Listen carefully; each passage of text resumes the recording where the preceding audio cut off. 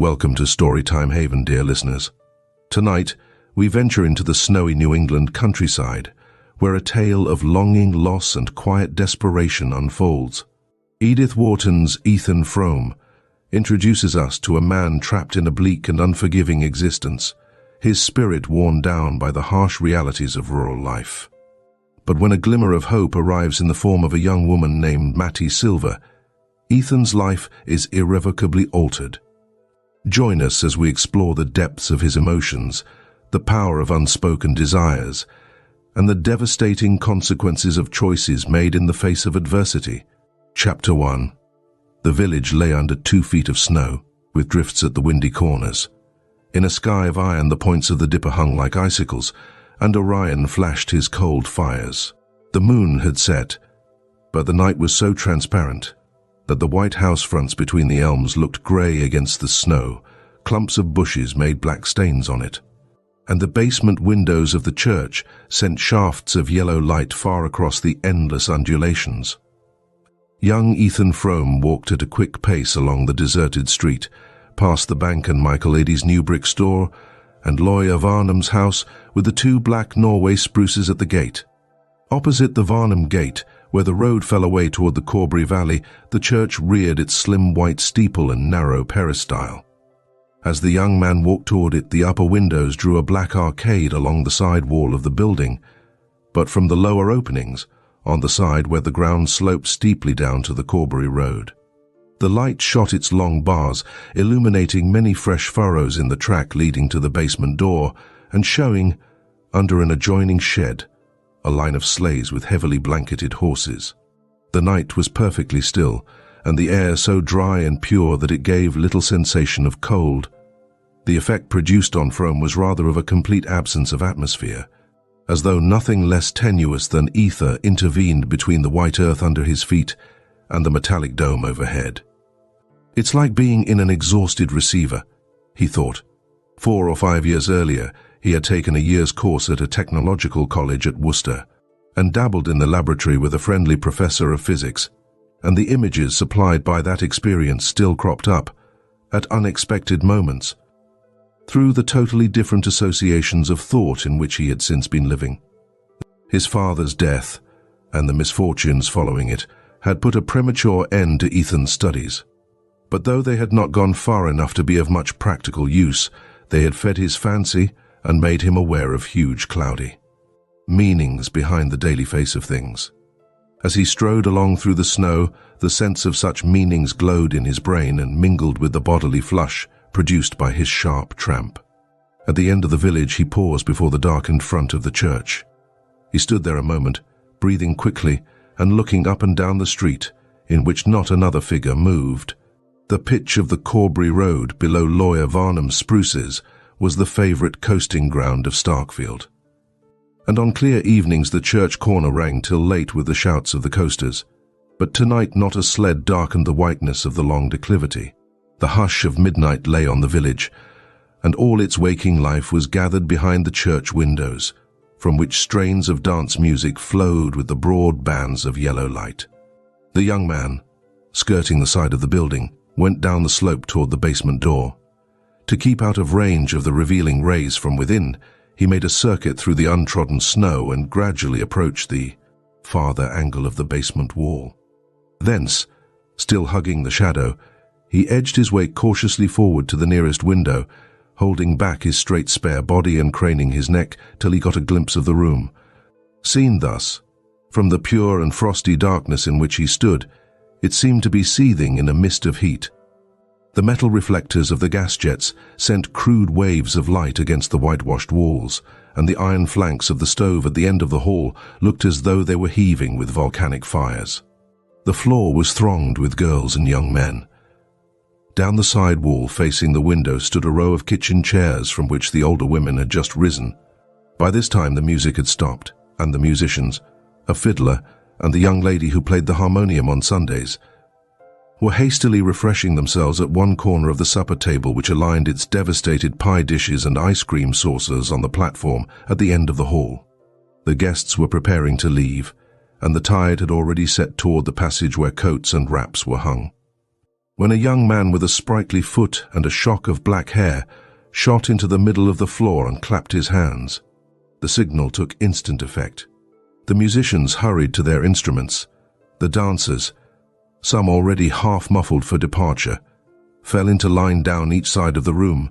The older spectators slipped back to their chairs, and the lively young man, after diving about here and there in the throng, drew forth a girl who had already wound a cherry-colored fascinator about her head, and leading her up to the end of the floor, whirled her down its length to the bounding tune of a Virginia reel. Frome's heart was beating fast. He had been straining for a glimpse of the dark head under the cherry-colored scarf, and it vexed him that another eye should have been quicker than his. The leader of the reel, who looked as if he had Irish blood in his veins, danced well, and his partner caught his fire. As she passed down the line, her light figure swinging from hand to hand in circles of increasing swiftness, the scarf flew off her head and stood out behind her shoulders, and Frome, at each turn, caught sight of her laughing, panting lips, the cloud of dark hair about her forehead, and the dark eyes which seemed the only fixed points in a maze of flying lines. The dancers were going faster and faster, and the musicians, to keep up with them, belabored their instruments like jockeys lashing their mounts on the home stretch. Yet it seemed to the young man at the window that the reel would never end. Now and then he turned his eyes from the girl's face to that of her partner, which, in the exhilaration of the dance, had taken on a look of almost impudent ownership. Dennis Eady was the son of Michael Eady, the ambitious Irish grocer, whose suppleness and effrontery had given Starkfield its first notion of smart business methods, and whose new brick store testified to the success of the attempt. His son seemed likely to follow in his steps, and was meanwhile applying the same arts to the conquest of the Starkfield maidenhood. Hitherto Ethan Frome had been content to think him a mean fellow, but now he positively invited a horsewhipping. It was strange that the girl did not seem aware of it, that she could lift her rapt face to her dancers, and drop her hands into his without appearing to feel the offense of his look and touch. Frome was in the habit of walking into Starkfield to fetch home his wife's cousin, Mattie Silver, on the rare evenings when some chance of amusement drew her to the village. It was his wife who had suggested, when the girl came to live with them, that such opportunities should be put in her way. Mattie Silver came from Stamford, and when she entered the Frome's household to act as her cousin Zeena's aide, it was thought best, as she came without pay, not to let her feel too sharp a contrast between the life she had left and the isolation of a Starkfield farm. But for this, as Frome sardonically reflected, it would hardly have occurred to Zeena to take any thought for the girl's amusement. When his wife first proposed that they should give Mattie an occasional evening out, he had inwardly demurred at having to do the extra 2 miles to the village and back after his hard day on the farm. But not long afterward he had reached the point of wishing that Starkfield might give all its nights to revelry. Mattie Silver had lived under his roof for a year, and from early morning till they met at supper he had frequent chances of seeing her. But no moments in her company were comparable to those when, her arm in his, and her light step flying to keep time with his long stride, they walked back through the night to the farm. He had taken to the girl from the first day, when he had driven over to the flats to meet her, and she had smiled and waved to him from the train, crying out, "You must be Ethan," as she jumped down with her bundles. While he reflected, looking over her slight person, "She don't look much on housework, but she ain't a fretter anyhow." But it was not only that the coming to his house of a bit of hopeful young life was like the lighting of a fire on a cold hearth. The girl was more than the bright, serviceable creature he had thought her. She had an eye to see and an ear to hear. He could show her things and tell her things, and taste the bliss of feeling that all he imparted left long reverberations and echoes he could wake at will. It was during their night walks back to the farm that he felt most intensely the sweetness of this communion. He had always been more sensitive than the people about him to the appeal of natural beauty. His unfinished studies had given form to this sensibility, and even in his unhappiest moments field and sky spoke to him with a deep and powerful persuasion. But hitherto the emotion had remained in him as a silent ache, veiling with sadness the beauty that evoked it. He did not even know whether anyone else in the world felt as he did, or whether he was the sole victim of this mournful privilege. Then he learned that one other spirit had trembled with the same touch of wonder. that at his side, living under his roof and eating his bread, was a creature to whom he could say, "That's Orion down yonder. The big fellow to the right is Aldebaran. And the bunch of little ones, like bees swarming, they're the Pleiades," or whom he could hold entranced before a ledge of granite thrusting up through the fern while he unrolled the huge panorama of the Ice Age and the long dim stretches of succeeding time. The fact that admiration for his learning mingled with Mattie's wonder at what he taught was not the least part of his pleasure. And there were other sensations, less definable but more exquisite, which drew them together with a shock of silent joy. The cold red of sunset behind winter hills, the flight of cloud flocks over slopes of golden stubble, or the intensely blue shadows of hemlocks on sunlit snow. When she said to him once, "It looks just as if it was painted," it seemed to Ethan that the art of definition could go no farther, and that words had at last been found to utter his secret soul. As he stood in the darkness outside the church, these memories came back with the poignancy of vanished things. Watching Mattie whirl down the floor from hand to hand, he wondered how he could ever have thought that his dull talk interested her. To him, who was never gay but in her presence, her gaiety seemed plain proof of indifference. The face she lifted to her dancers was the same which, when she saw him, always looked like a window that has caught the sunset. He even noticed 2 or 3 gestures which, in his fatuity, he had thought she kept for him, a way of throwing her head back when she was amused, as if to taste her laugh before she let it out, and a trick of sinking her lids slowly when anything charmed or moved her. The sight made him unhappy, and his unhappiness roused his latent fears. His wife had never shown any jealousy of Mattie, but of late she had grumbled increasingly over the housework and found oblique ways of attracting attention to the girl's inefficiency. Zeena had always been what Starkfield called sickly, and Frome had to admit that, if she were as ailing as she believed. She needed the help of a stronger arm than the one which lay so lightly in his during the night walks to the farm. Mattie had no natural turn for housekeeping, and her training had done nothing to remedy the defect. She was quick to learn but forgetful and dreamy, and not disposed to take the matter seriously. Ethan had an idea that if she were to marry a man she was fond of, the dormant instinct would wake, and her pies and biscuits become the pride of the county. But domesticity in the abstract did not interest her. At first, she was so awkward that he could not help laughing at her, but she laughed with him, and that made them better friends. He did his best to supplement her unskilled efforts, getting up earlier than usual to light the kitchen fire, carrying in the wood overnight, and neglecting the mill for the farm that he might help her about the house during the day. He even crept down on Saturday nights to scrub the kitchen floor after the women had gone to bed, and Zeena one day had surprised him at the churn and had turned away silently, with one of her queer looks. Of late there had been other signs of her disfavor, as intangible but more disquieting. One cold winter morning, as he dressed in the dark, his candle flickering in the draught of the ill-fitting window, he had heard her speak from the bed behind him. "The doctor don't want I should be left without anybody to do for me," she said in her flat whine. He had supposed her to be asleep, and the sound of her voice had startled him, though she was given to abrupt explosions of speech after long intervals of secretive silence. He turned and looked at her where she lay indistinctly outlined under the dark calico quilt, her high-boned face taking a greyish tinge from the whiteness of the pillow. "Nobody to do for you," he repeated. "If you say you can't afford a hired girl when Mattie goes." Frome turned away again, and taking up his razor stooped to catch the reflection of his stretched cheek in the blotched-looking glass above the washstand.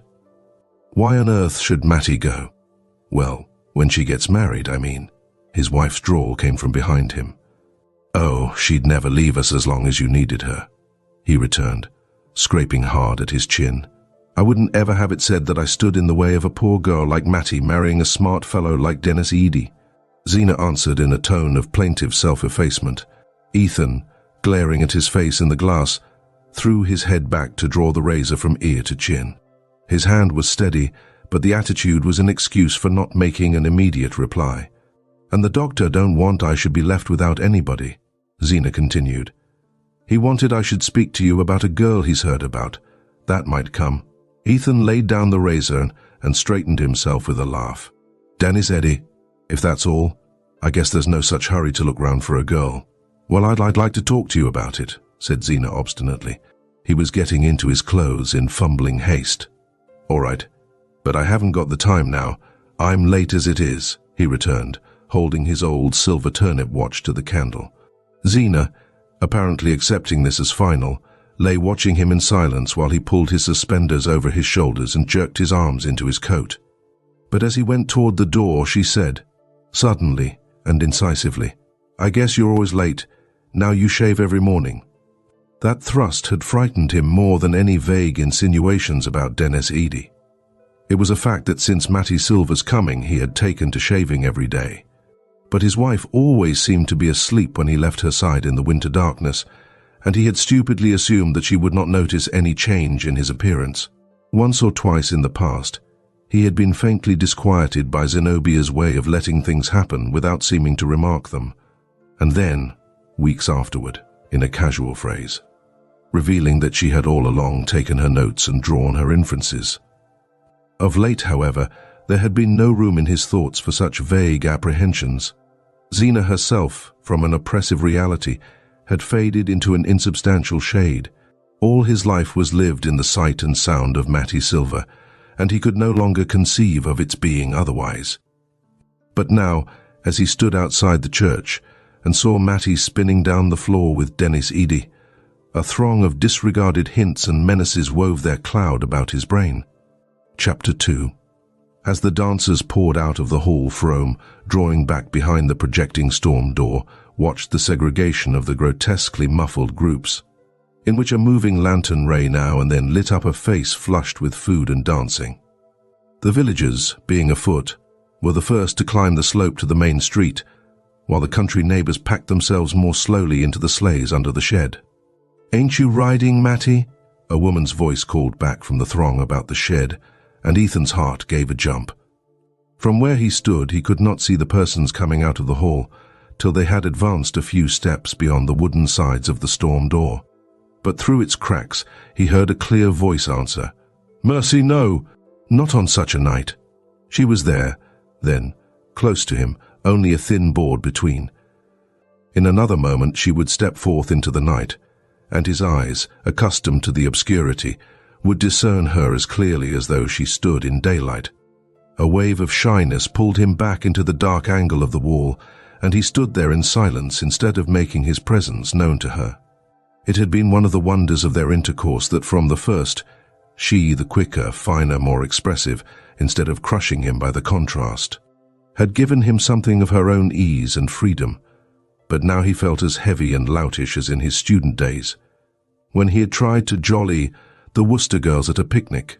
He hung back, and she came out alone and paused within a few yards of him.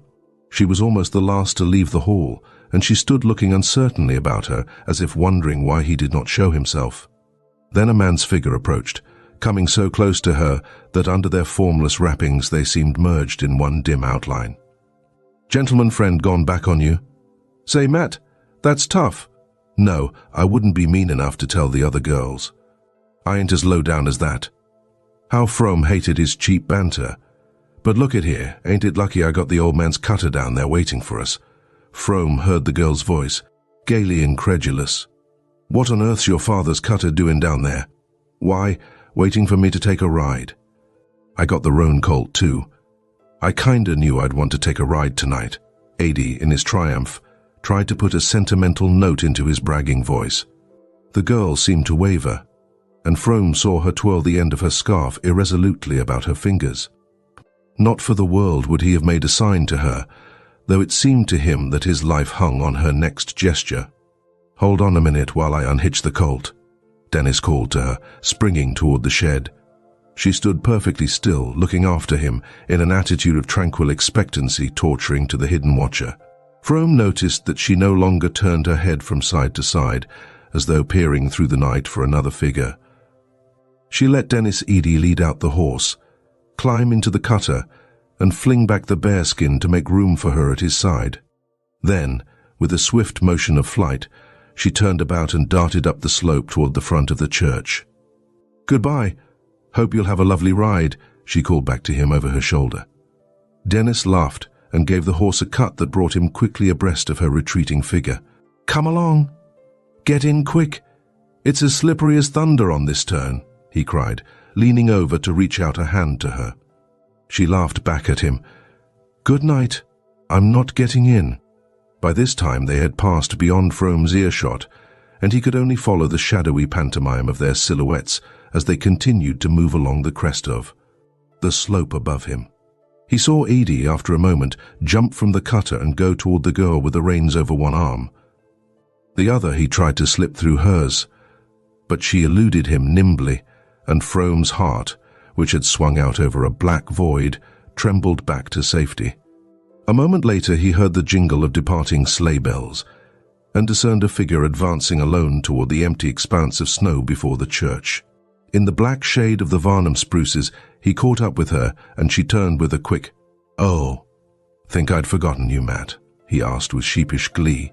She answered seriously, "I thought maybe you couldn't come back for me." "Couldn't? What on earth could stop me? I knew Zeena wasn't feeling any too good today." "Oh, she's in bed long ago." He paused, a question struggling in him. "Then you meant to walk home all alone?" "Oh, I ain't afraid," she laughed. They stood together in the gloom of the spruces, an empty world glimmering about them wide and grey under the stars.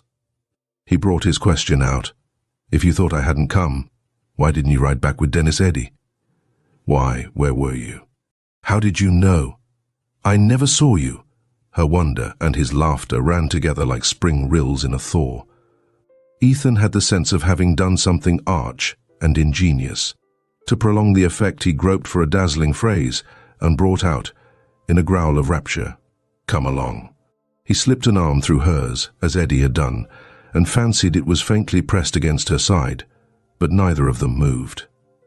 It was so dark under the spruces that he could barely see the shape of her head beside his shoulder. He longed to stoop his cheek and rub it against her scarf. He would have liked to stand there with her all night in the blackness. She moved forward a step or two, and then paused again above the dip of the Corbury Road. Its icy slope, scored by innumerable runners, looked like a mirror scratched by travellers at an inn. "There was a whole lot of them coasting before the moon set," she said. "Would you like to come in and coast with them some night?" he asked. "Oh, would you, Ethan? It would be lovely. We'll come tomorrow if there's a moon." She lingered, pressing closer to his side. Ned Hale and Ruth Varnum came just as near running into the big elm at the bottom. "We were all sure they were killed." Her shiver ran down his arm. "Wouldn't it have been too awful? They're so happy." "Oh, Ned ain't much at steering." "I guess I can take you down all right," he said disdainfully. He was aware that he was talking big, like Dennis Eddy. But his reaction of joy had unsteadied him, and the inflection with which she had said of the engaged couple, "They're so happy," made the words sound as if she had been thinking of herself and him. "The elm is dangerous, though. It ought to be cut down," she insisted. "Would you be afraid of it with me?" "I told you I ain't the kind to be afraid," she tossed back, almost indifferently, and suddenly she began to walk on with a rapid step. These alterations of mood were the despair and joy of Ethan Frome. The motions of her mind were as incalculable as the flit of a bird in the branches. The fact that he had no right to show his feelings, and thus provoke the expression of hers, made him attach a fantastic importance to every change in her look and tone. Now he thought she understood him, and feared. Now he was sure she did not, and despaired. Tonight the pressure of accumulated misgivings sent the scale drooping toward despair, and her indifference was the more chilling after the flush of joy into which she had plunged him by dismissing Dennis Eddy. He mounted Schoolhouse Hill at her side and walked on in silence till they reached the lane leading to the sawmill. Then the need of some definite assurance grew too strong for him. "You'd have found me right off if you hadn't gone back to have that last reel with Dennis," he brought out awkwardly. He could not pronounce the name without a stiffening of the muscles of his throat. "Why, Ethan? How could I tell you were there?" "I suppose what folks say is true," he jerked out at her instead of answering. She stopped short, and he felt, in the darkness, that her face was lifted quickly to his. "Why? What do folks say?" It's natural enough you should be leaving us, he floundered on, following his thought. Is that what they say? She mocked back at him. Then, with a sudden drop of her sweet treble, You mean that Zeena ain't suited with me anymore? She faltered. Their arms had slipped apart, and they stood motionless, each seeking to distinguish the other's face. I know I ain't anything like as smart as I ought to be, she went on, while he vainly struggled for expression. There's lots of things a hired girl could do that come awkward to me still, and I haven't got much strength in my arms. But if she'd only tell me I'd try. You know she hardly ever says anything, and sometimes I can see she ain't suited, and yet I don't know why. She turned on him with a sudden flash of indignation. You'd ought to tell me, Ethan Frome. You'd ought to. Unless you want me to go too. Unless he wanted her to go too. The cry was balm to his raw wound. The iron heavens seemed to melt and rain down sweetness. Again he struggled for the all-expressive word, and again, his arm in hers, found only a deep, come along. They walked on in silence through the blackness of the hemlock-shaded lane, where Ethan's sawmill gloomed through the night, and out again into the comparative clearness of the fields. On the farther side of the hemlock belt, the open country rolled away before them grey and lonely under the stars. Sometimes their way led them under the shade of an overhanging bank, or through the thin obscurity of a clump of leafless trees. Here and there a farmhouse stood far back among the fields, mute and cold as a gravestone. The night was so still that they heard the frozen snow crackle under their feet. The crash of a loaded branch falling far off in the woods reverberated like a musket shot, and once a fox barked, and Mattie shrank closer to Ethan and quickened her steps. At length they sighted the group of larches at Ethan's gate, and as they drew near it, the sense that the walk was over brought back his words. Then you don't want to leave us, Matt? He had to stoop his head to catch her stifled whisper. Where'd I go, if I did? The answer sent a pang through him, but the tone suffused him with joy. He forgot what else he had meant to say, and pressed her against him so closely that he seemed to feel her warmth in his veins. You ain't crying, are you, Matt? No, of course I'm not, she quavered. They turned in at the gate and passed under the shaded knoll where, enclosed in a low fence, the Frome gravestones slanted at crazy angles through the snow. Ethan looked at them curiously. For years that quiet company had mocked his restlessness, his desire for change and freedom. We never got away. How should you?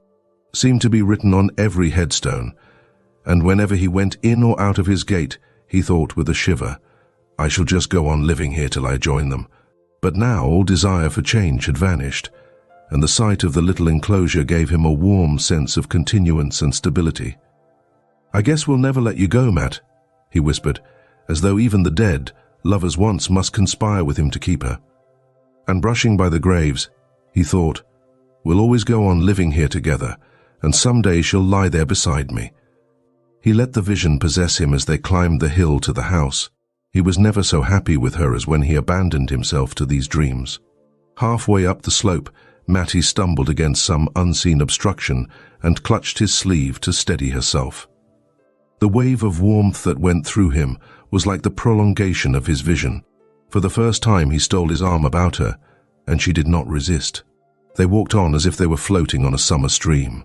Zeena always went to bed as soon as she had had her supper, and the shutterless windows of the house were dark. A dead cucumber vine dangled from the porch like the crepe streamer tied to the door for a death, and the thought flashed through Ethan's brain. If it was there for Zeena, then he had a distinct sight of his wife lying in their bedroom asleep, her mouth slightly open, her false teeth in a tumbler by the bed. They walked around to the back of the house, between the rigid gooseberry bushes. It was Zeena's habit, when they came back late from the village, to leave the key of the kitchen door under the mat. Ethan stood before the door, his head heavy with dreams, his arm still about Mattie. Matt, he began, not knowing what he meant to say. She slipped out of his hold without speaking, and he stooped down and felt for the key. It's not there, he said, straightening himself with a start. They strained their eyes at each other through the icy darkness. Such a thing had never happened before. Maybe she's forgotten it, Mattie said in a tremulous whisper, but both of them knew that it was not like Zeena to forget. It might have fallen off into the snow, Mattie continued, after a pause during which they had stood intently listening. "It must have been pushed off then," he rejoined in the same tone. Another wild thought tore through him. What if tramps had been there? What if? Again he listened, fancying he heard a distant sound in the house. Then he felt in his pocket for a match, and kneeling down, passed its light slowly over the rough edges of snow about the doorstep. He was still kneeling when his eyes, on a level with the lower panel of the door, caught a faint ray beneath it. Who could be stirring in that silent house? He heard a step on the stairs, and again for an instant the thought of tramps tore through him. Then the door opened and he saw his wife. Against the dark background of the kitchen she stood up tall and angular, one hand drawing a quilted counterpane to her flat breast, while the other held a lamp. The light, on a level with her chin, drew out of the darkness her puckered throat, and the projecting wrist of the hand that clutched the quilt, and deepened fantastically the hollows and prominences of her high-boned face under its ring of crimping pins. To Ethan, still in the rosy haze of his hour with Mattie, the sight came with the intense precision of the last dream before waking. He felt as if he had never before known what his wife looked like. She drew aside without speaking, and Mattie and Ethan passed into the kitchen, which had the deadly chill of a vault after the dry cold of the night. "Guess you forgot about us, Zeena," Ethan joked, stamping the snow from his boots. "No, I just felt so mean I couldn't sleep." Mattie came forward, unwinding her wraps, the color of the cherry scarf in her fresh lips and cheeks. "I'm so sorry, Zeena. Isn't there anything I can do?" "No, there's nothing." Zeena turned away from her. "You might have shook off that snow outside," she said to her husband. She walked out of the kitchen ahead of them and, pausing in the hall, raised the lamp at arm's length, as if to light them up the stairs. Ethan paused also, affecting to fumble for the peg on which he hung his coat and cap. The doors of the two bedrooms faced each other across the narrow upper landing, and tonight it was peculiarly repugnant to him that Mattie should see him follow Zeena. "I guess I won't come up yet a while," he said, turning as if to go back to the kitchen. Zeena stopped short and looked at him. "For the land's sake, what you going to do down here?" "I've got the mill accounts to go over." She continued to stare at him, the flame of the unshaded lamp bringing out with microscopic cruelty the fretful lines of her face. "At this time o' night, you'll catch your death. The fire's out long ago." Without answering, he moved away toward the kitchen. As he did so, his glance crossed Mattie's, and he fancied that a fugitive warning gleamed through her lashes. The next moment they sank to her flushed cheeks, and she began to mount the stairs ahead of Zeena. "That's so?" "It is powerful cold down here," Ethan assented, and with lowered head he went up in his wife's wake and followed her across the threshold of their room. Chapter 3. There was some hauling to be done at the lower end of the woodlot, and Ethan was out early the next day. The winter morning was as clear as crystal. The sunrise burned red in a pure sky. The shadows on the rim of the woodlot were darkly blue, and beyond the white and scintillating fields patches of far-off forest hung like smoke.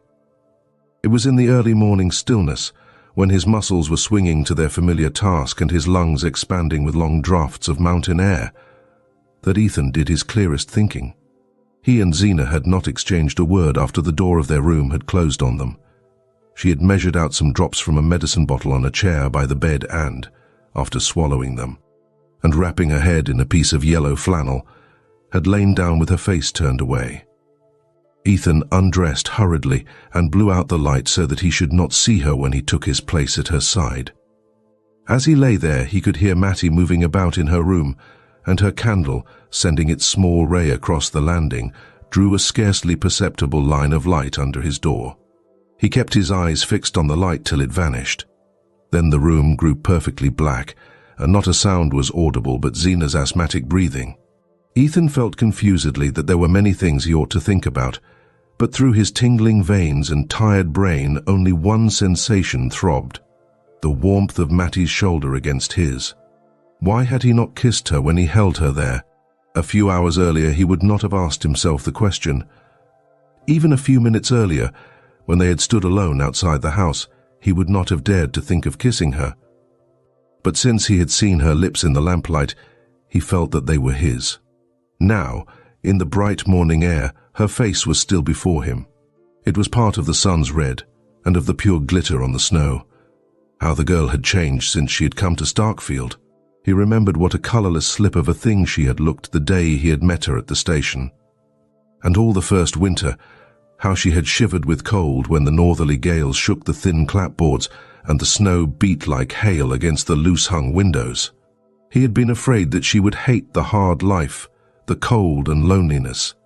But not a sign of discontent escaped her. Zeena took the view that Mattie was bound to make the best of Starkfield, since she hadn't any other place to go to. But this did not strike Ethan as conclusive. Zeena, at any rate, did not apply the principle in her own case. He felt all the more sorry for the girl because misfortune had, in a sense, indentured her to them. Mattie Silver was the daughter of a cousin of Zenobia Frome's, who had inflamed his clan with mingled sentiments of envy and admiration by descending from the hills to Connecticut, where he had married a Stamford girl and succeeded to her father's thriving drug business. Unhappily, Orrin Silver, a man of far-reaching aims, had died too soon to prove that the end justifies the means. His accounts revealed merely what the means had been, and these were such that it was fortunate for his wife and daughter that his books were examined only after his impressive funeral. His wife died of the disclosure, and Mattie at 20 was left alone to make her way on the $50 obtained from the sale of her piano. For this purpose her equipment, though varied, was inadequate. She could trim a hat, make molasses candy, recite "Curfew Shall Not Ring Tonight," and play the Lost Chord and a potpourri from Carmen. When she tried to extend the field of her activities in the direction of stenography and book, keeping her health broke down, and 6 months on her feet behind the counter of a department store did not tend to restore it. Her nearest relations had been induced to place their savings in her father's hands, and though, after his death, they ungrudgingly acquitted themselves of the Christian duty of returning good for evil by giving his daughter all the advice at their disposal, they could hardly be expected to supplement it by material aid. But when Zenobia's doctor recommended her looking about for someone to help her with the housework, the clan instantly saw the chance of exacting a compensation from Mattie. Zenobia, though doubtful of the girl's efficiency, was tempted by the freedom to find fault without much risk of losing her, and so Mattie came to Starkfield. Zenobia's fault-finding was of the silent kind, but not the less penetrating for that.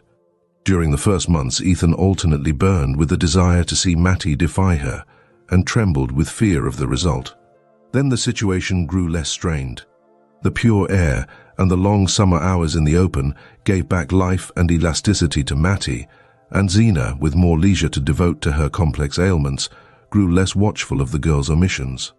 So that Ethan, struggling on under the burden of his barren farm and failing sawmill, could at least imagine that peace reigned in his house. There was really, even now, no tangible evidence to the contrary, but since the previous night a vague dread had hung on his skyline. It was formed of Zeena's obstinate silence, of Mattie's sudden look of warning, of the memory of just such fleeting, imperceptible signs as those which told him, on certain stainless mornings, that before night there would be rain. His dread was so strong that, manlike, he sought to postpone certainty. The hauling was not over till midday, and as the lumber was to be delivered to Andrew Hale, the Starkfield builder, it was really easier for Ethan to send Jotham Powell, the hired man, back to the farm on foot and drive the load down to the village himself. He had scrambled up on the logs and was sitting astride of them, close over his shaggy greys, when, coming between him and their streaming necks, he had a vision of the warning look that Mattie had given him the night before. "If there's going to be any trouble, I want to be there," was his vague reflection, as he threw to Jotham the unexpected order to unhitch the team and lead them back to the barn. It was a slow trudge home through the heavy fields, and when the two men entered the kitchen, Mattie was lifting the coffee from the stove and Zeena was already at the table. Her husband stopped short at sight of her. Instead of her usual calico wrapper and knitted shawl, she wore her best dress of brown merino, and above her thin strands of hair, which still preserved the tight undulations of the crimping pins, rose a hard perpendicular bonnet. as to which Ethan's clearest notion was that he had to pay $5 for it at the Bettsbridge Emporium. On the floor beside her stood his old valise and a bandbox wrapped in newspapers. "Why, where are you going, Zeena?" he exclaimed. "I've got my shooting pains so bad that I'm going over to Bettsbridge to spend the night with Aunt Martha Pierce and see that new doctor," she answered in a matter-of-fact tone, as if she had said she was going into the storeroom to take a look at the preserves, or up to the attic to go over the blankets. In spite of her sedentary habits, such abrupt decisions were not without precedent in Zeena's history. Twice or thrice before she had suddenly packed Ethan's valise and started off to Bettsbridge, or even Springfield, to seek the advice of some new doctor. And her husband had grown to dread these expeditions because of their cost. Zeena always came back laden with expensive remedies, and her last visit to Springfield had been commemorated by her paying $20 for an electric battery of which she had never been able to learn the use. But for the moment, his sense of relief was so great as to preclude all other feelings. He had now no doubt that Zeena had spoken the truth in saying, the night before, that she had sat up because she felt too mean to sleep. Her abrupt resolve to seek medical advice showed that, as usual, she was wholly absorbed in her health. As if expecting a protest, she continued plaintively, "If you're too busy with the hauling, I presume you can let Jotham Powell drive me over with the sorrel in time to catch the train at the flats." Her husband hardly heard what she was saying. During the winter months there was no stage between Starkfield and Bettsbridge, and the trains which stopped at Corbury Flats were slow and infrequent. A rapid calculation showed Ethan that Zeena could not be back at the farm before the following evening. "If I'd supposed you'd made any objection to Jotham Powell's driving me over," she began again, as though his silence had implied refusal. On the brink of departure, she was always seized with a flux of words.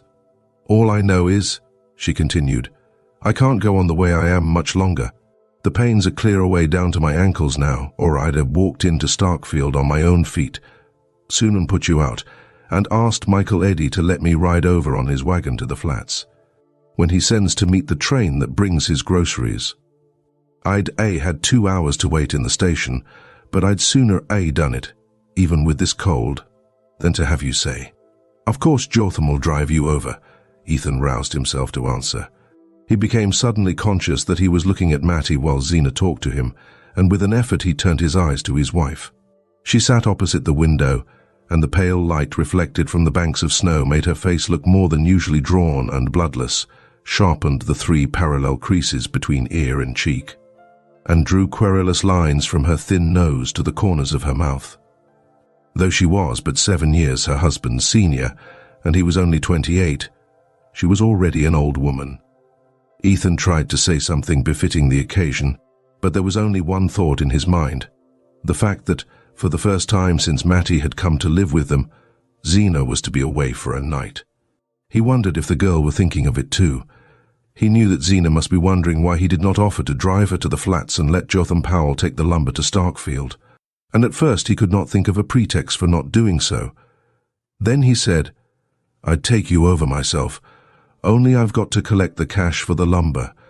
As soon as the words were spoken, he regretted them, not only because they were untrue, there being no prospect of his receiving cash payment from Hale, but also because he knew from experience the imprudence of letting Zeena think he was in funds on the eve of one of her therapeutic excursions.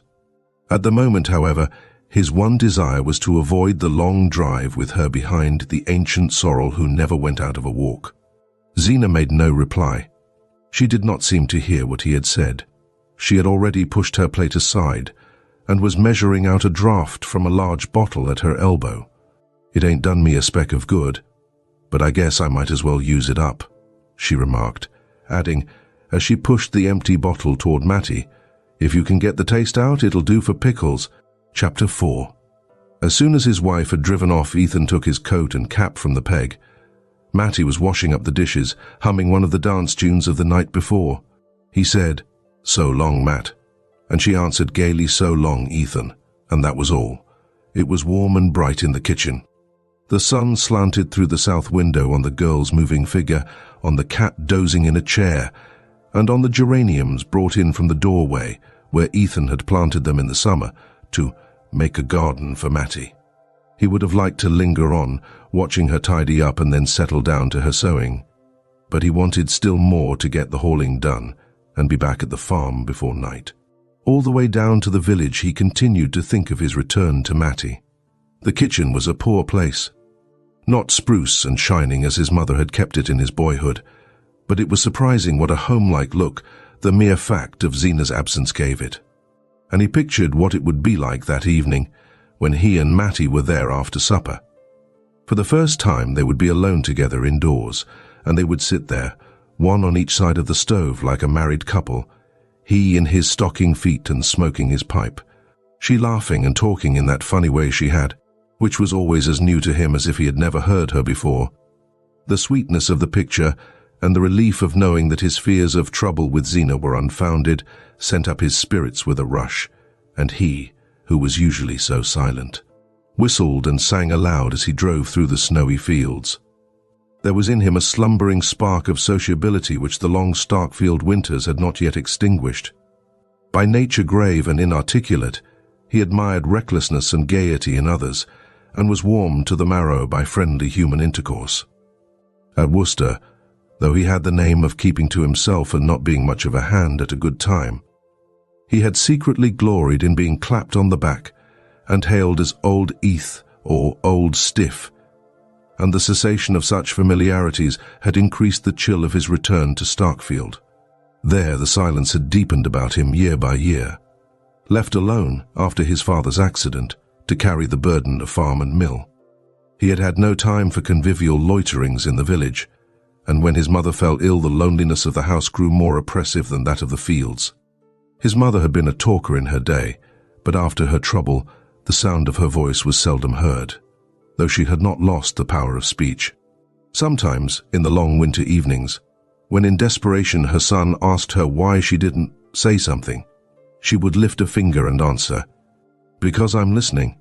And on stormy nights, when the loud wind was about the house, she would complain, if he spoke to her, "They're talking so out there that I can't hear you." It was only when she drew toward her last illness, and his cousin Zenobia Pierce came over from the next valley to help him nurse her, that human speech was heard again in the house. After the mortal silence of his long imprisonment, Zeena's volubility was music in his ears. He felt that he might have gone like his mother if the sound of a new voice had not come to steady him. Zeena seemed to understand his case at a glance. She laughed at him for not knowing the simplest sickbed duties and told him to go right along out and leave her to see to things. The mere fact of obeying her orders, of feeling free to go about his business again and talk with other men, restored his shaken balance and magnified his sense of what he owed her. Her efficiency shamed and dazzled him. She seemed to possess by instinct all the household wisdom that his long apprenticeship had not instilled in him. When the end came, it was she who had to tell him to hitch up and go for the undertaker, and she thought it funny that he had not settled beforehand who was to have his mother's clothes and the sewing machine. After the funeral, when he saw her preparing to go away, he was seized with an unreasoning dread of being left alone on the farm, and before he knew what he was doing, he had asked her to stay there with him. He had often thought since that it would not have happened if his mother had died in spring instead of winter.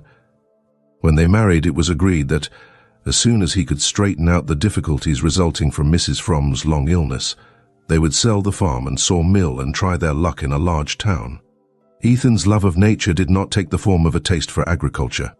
He had always wanted to be an engineer and to live in towns where there were lectures and big libraries and fellows doing things. A slight engineering job in Florida, put in his way during his period of study at Worcester, increased his faith in his ability as well as his eagerness to see the world. And he felt sure that, with a smart wife like Zeena, it would not be long before he had made himself a place in it. Zeena's native village was slightly larger and nearer to the railway than Starkfield, and she had let her husband see from the first that life on an isolated farm was not what she had expected when she married. But purchasers were slow in coming, and while he waited for them, Ethan learned the impossibility of transplanting her. She chose to look down on Starkfield, but she could not have lived in a place which looked down on her. Even Bettsbridge or Shadd's Falls would not have been sufficiently aware of her, and in the greater cities which attracted Ethan she would have suffered a complete loss of identity. And within a year of their marriage, she developed the sickliness which had since made her notable even in a community rich in pathological instances. When she came to take care of his mother, she had seemed to Ethan like the very genius of health, but he soon saw that her skill as a nurse had been acquired by the absorbed observation of her own symptoms. Then she too fell silent. Perhaps it was the inevitable effect of life on the farm, or perhaps, as she sometimes said, it was because Ethan never listened. The charge was not wholly unfounded. When she spoke, it was only to complain, and to complain of things not in his power to remedy. And to check a tendency to impatient retort, he had first formed the habit of not answering her, and finally of thinking of other things while she talked. Of late, however, since he had reasons for observing her more closely, her silence had begun to trouble him. He recalled his mother's growing taciturnity and wondered if Zeena were also turning queer. Women did, he knew. Zeena, who had at her fingers' ends the pathological chart of the whole region, had cited many cases of the kind while she was nursing his mother. And he himself knew of certain lonely farmhouses in the neighborhood where stricken creatures pined, and of others where sudden tragedy had come of their presence. At times, looking at Zeena's shut face, he felt the chill of such forebodings. At other times, her silence seemed deliberately assumed to conceal far-reaching intentions. Mysterious conclusions drawn from suspicions and resentments impossible to guess. That supposition was even more disturbing than the other, and it was the one which had come to him the night before, when he had seen her standing in the kitchen door. Now her departure for Bettsbridge had once more eased his mind, and all his thoughts were on the prospect of his evening with Mattie. Only one thing weighed on him, and that was his having told Zeena that he was to receive cash for the lumber. He foresaw so clearly the consequences of this imprudence that with considerable reluctance he decided to ask Andrew Hale for a small advance on his load. When Ethan drove into Hale's yard, the builder was just getting out of his sleigh. "Hello, Eth," he said. "This comes handy." Andrew Hale was a ruddy man with a big grey moustache and a stubbly double chin unconstrained by a collar, but his scrupulously clean shirt was always fastened by a small diamond stud. This display of opulence was misleading, for though he did a fairly good business, it was known that his easygoing habits and the demands of his large family frequently kept him what Starkfield called behind. He was an old friend of Ethan's family, and his house one of the few to which Zeena occasionally went, drawn there by the fact that Mrs. Hale in her youth had done more doctoring than any other woman in Starkfield, and was still a recognized authority on symptoms and treatment. Hale went up to the greys and patted their sweating flanks. "Well, sir," he said, "you keep them too as if they was pets." Ethan set about unloading the logs, and when he had finished his job he pushed open the glazed door of the shed, which the builder used as his office. Hale sat with his feet up on the stove, his back propped against a battered desk strewn with papers. The place, like the man, was warm, genial, and untidy. "Sit right down and thaw out," he greeted Ethan. The latter did not know how to begin, but at length he managed to bring out his request for an advance of $50. The blood rushed to his thin skin under the sting of Hale's astonishment. It was the builder's custom to pay at the end of 3 months, and there was no precedent between the two men for a cash settlement. Ethan felt that if he had pleaded an urgent need, Hale might have made shift to pay him, but pride and an instinctive prudence kept him from resorting to this argument. After his father's death, it had taken time to get his head above water, and he did not want Andrew Hale, or anyone else in Starkfield, to think he was going under again. Besides, he hated lying. If he wanted the money, he wanted it, and it was nobody's business to ask why. He therefore made his demand with the awkwardness of a proud man who will not admit to himself that he is stooping, and he was not much surprised at Hale's refusal. The builder refused genially, as he did everything else. He treated the matter as something in the nature of a practical joke, and wanted to know if Ethan meditated buying a grand piano or adding a cupola to his house, offering, in the latter case, to give his services free of cost. Ethan's arts were soon exhausted, and after an embarrassed pause he wished Hale good day and opened the door of the office. As he passed out, the builder suddenly called after him. "See here, you ain't in a tight place, are you?"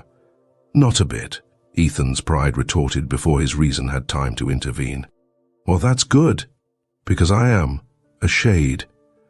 Fact is, I was going to ask you to give me a little extra time on that payment. Business is pretty slack to begin with, and then I'm fixing up a little house for Ned and Ruth when they're married. I'm glad to do it for 'em, but it costs." His look appealed to Ethan for sympathy. "The young people like things nice. You know how it is yourself. It's not so long ago since you fixed up your own place for Zeena." Ethan left the Greys in Hale's stable and went about some other business in the village.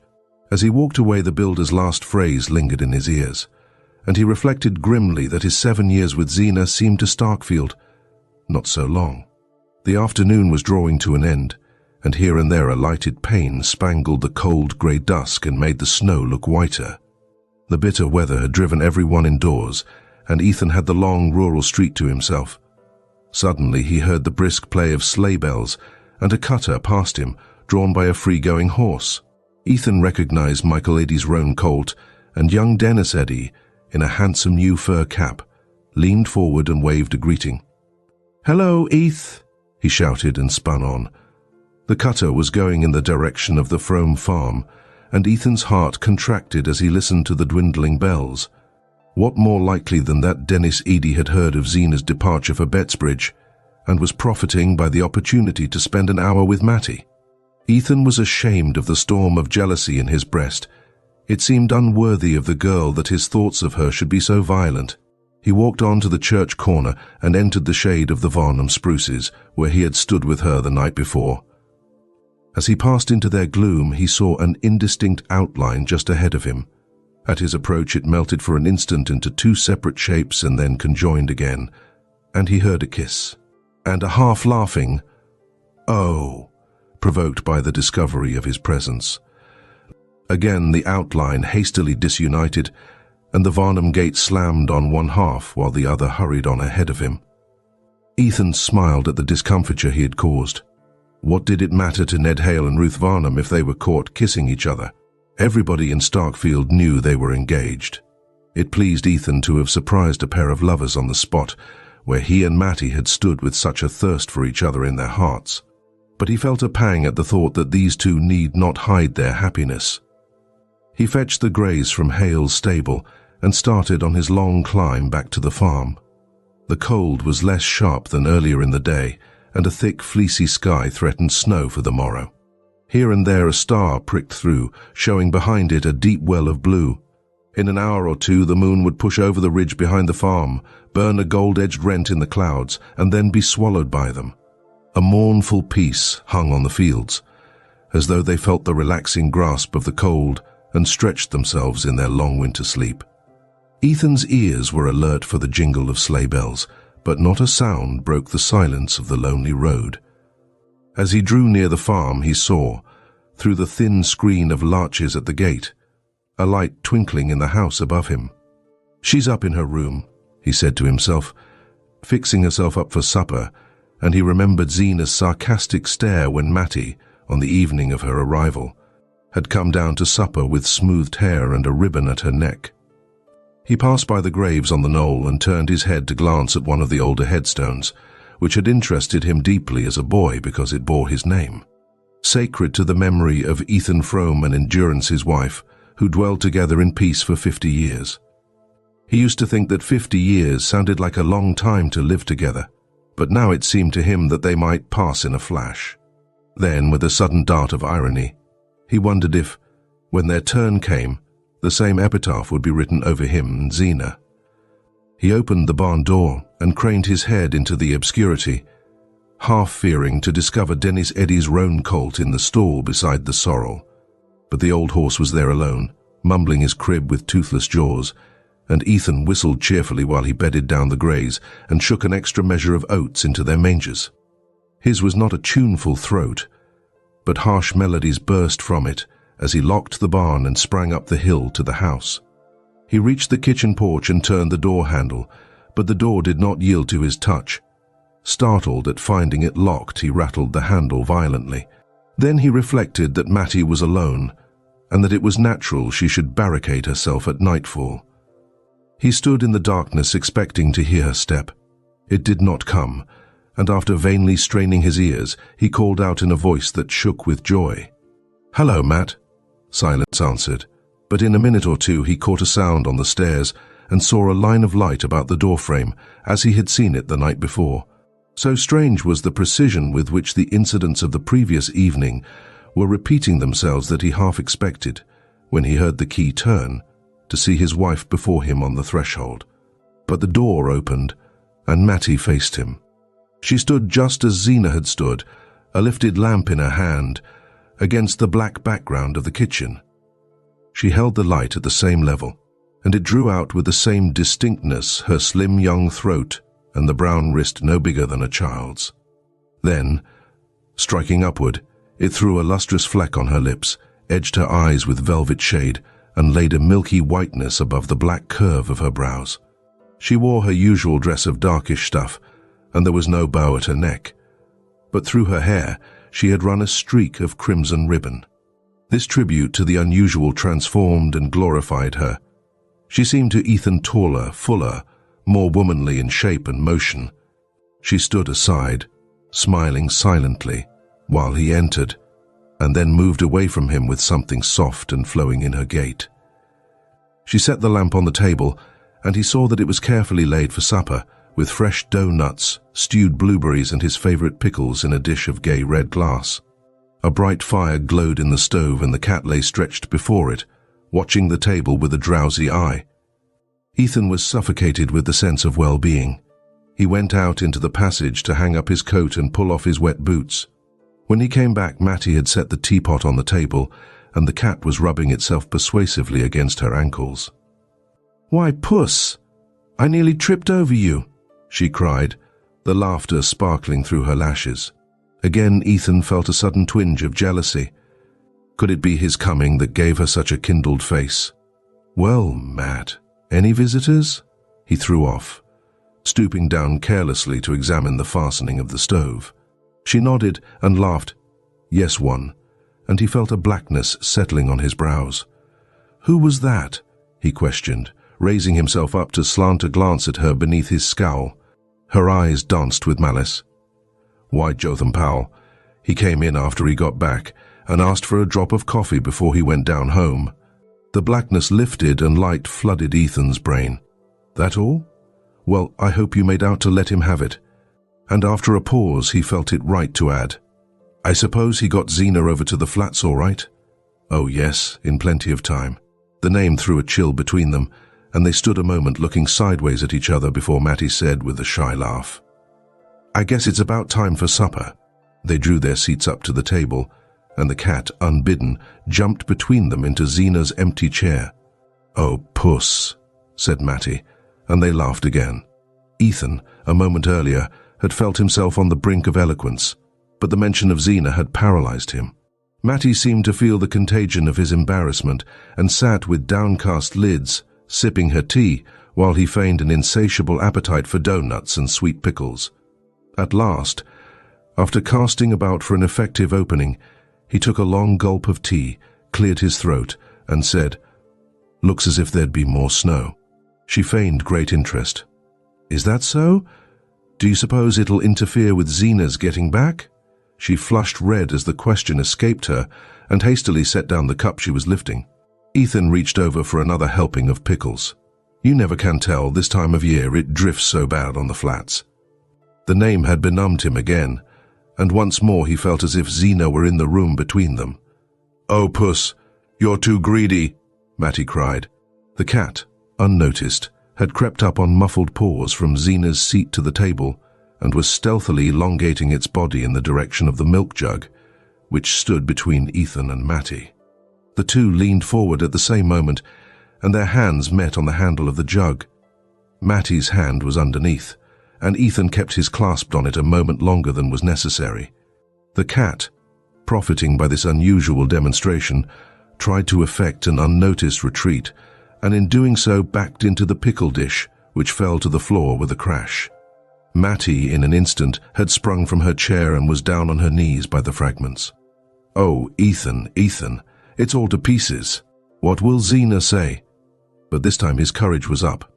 "Well, she'll have to say it to the cat anyway," he rejoined with a laugh, kneeling down at Mattie's side to scrape up the swimming pickles. She lifted stricken eyes to him. "Yes, but, you see, she never meant it should be used, not even when there was company. And I had to get up on the step-ladder to reach it down from the top shelf of the china closet, where she keeps it with all her best things. And of course she'll want to know why I did it." The case was so serious that it called forth all of Ethan's latent resolution. "She needn't know anything about it if you keep quiet. I'll get another just like it tomorrow." "Where did it come from?"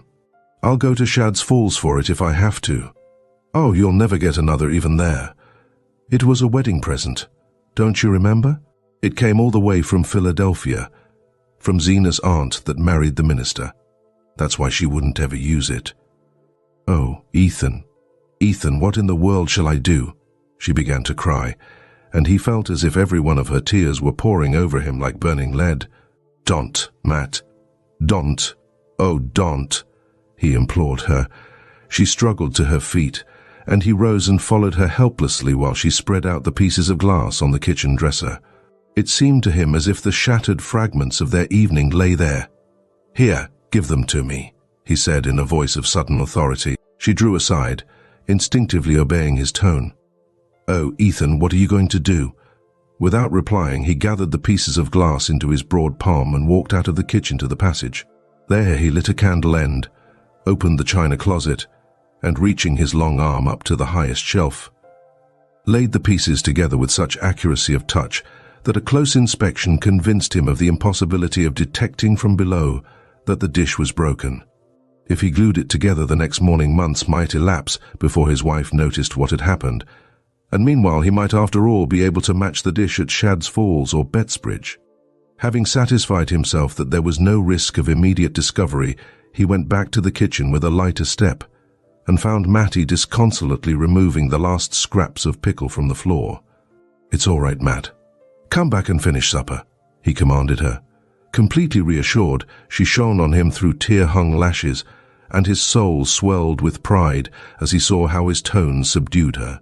She did not even ask what he had done, except when he was steering a big log down the mountain to his mill. He had never known such a thrilling sense of mastery. Chapter 5. They finished supper, and while Mattie cleared the table, Ethan went to look at the cows and then took a last turn about the house. The earth lay dark under a muffled sky, and the air was so still that now, and then he heard a lump of snow come thumping down from a tree far off on the edge of the woodlot. When he returned to the kitchen, Mattie had pushed up his chair to the stove and seated herself near the lamp with a bit of sewing. The scene was just as he had dreamed of it that morning. He sat down, drew his pipe from his pocket and stretched his feet to the glow. His hard day's work in the keen air made him feel at once lazy and light of mood, and he had a confused sense of being in another world, where all was warmth and harmony and time could bring no change.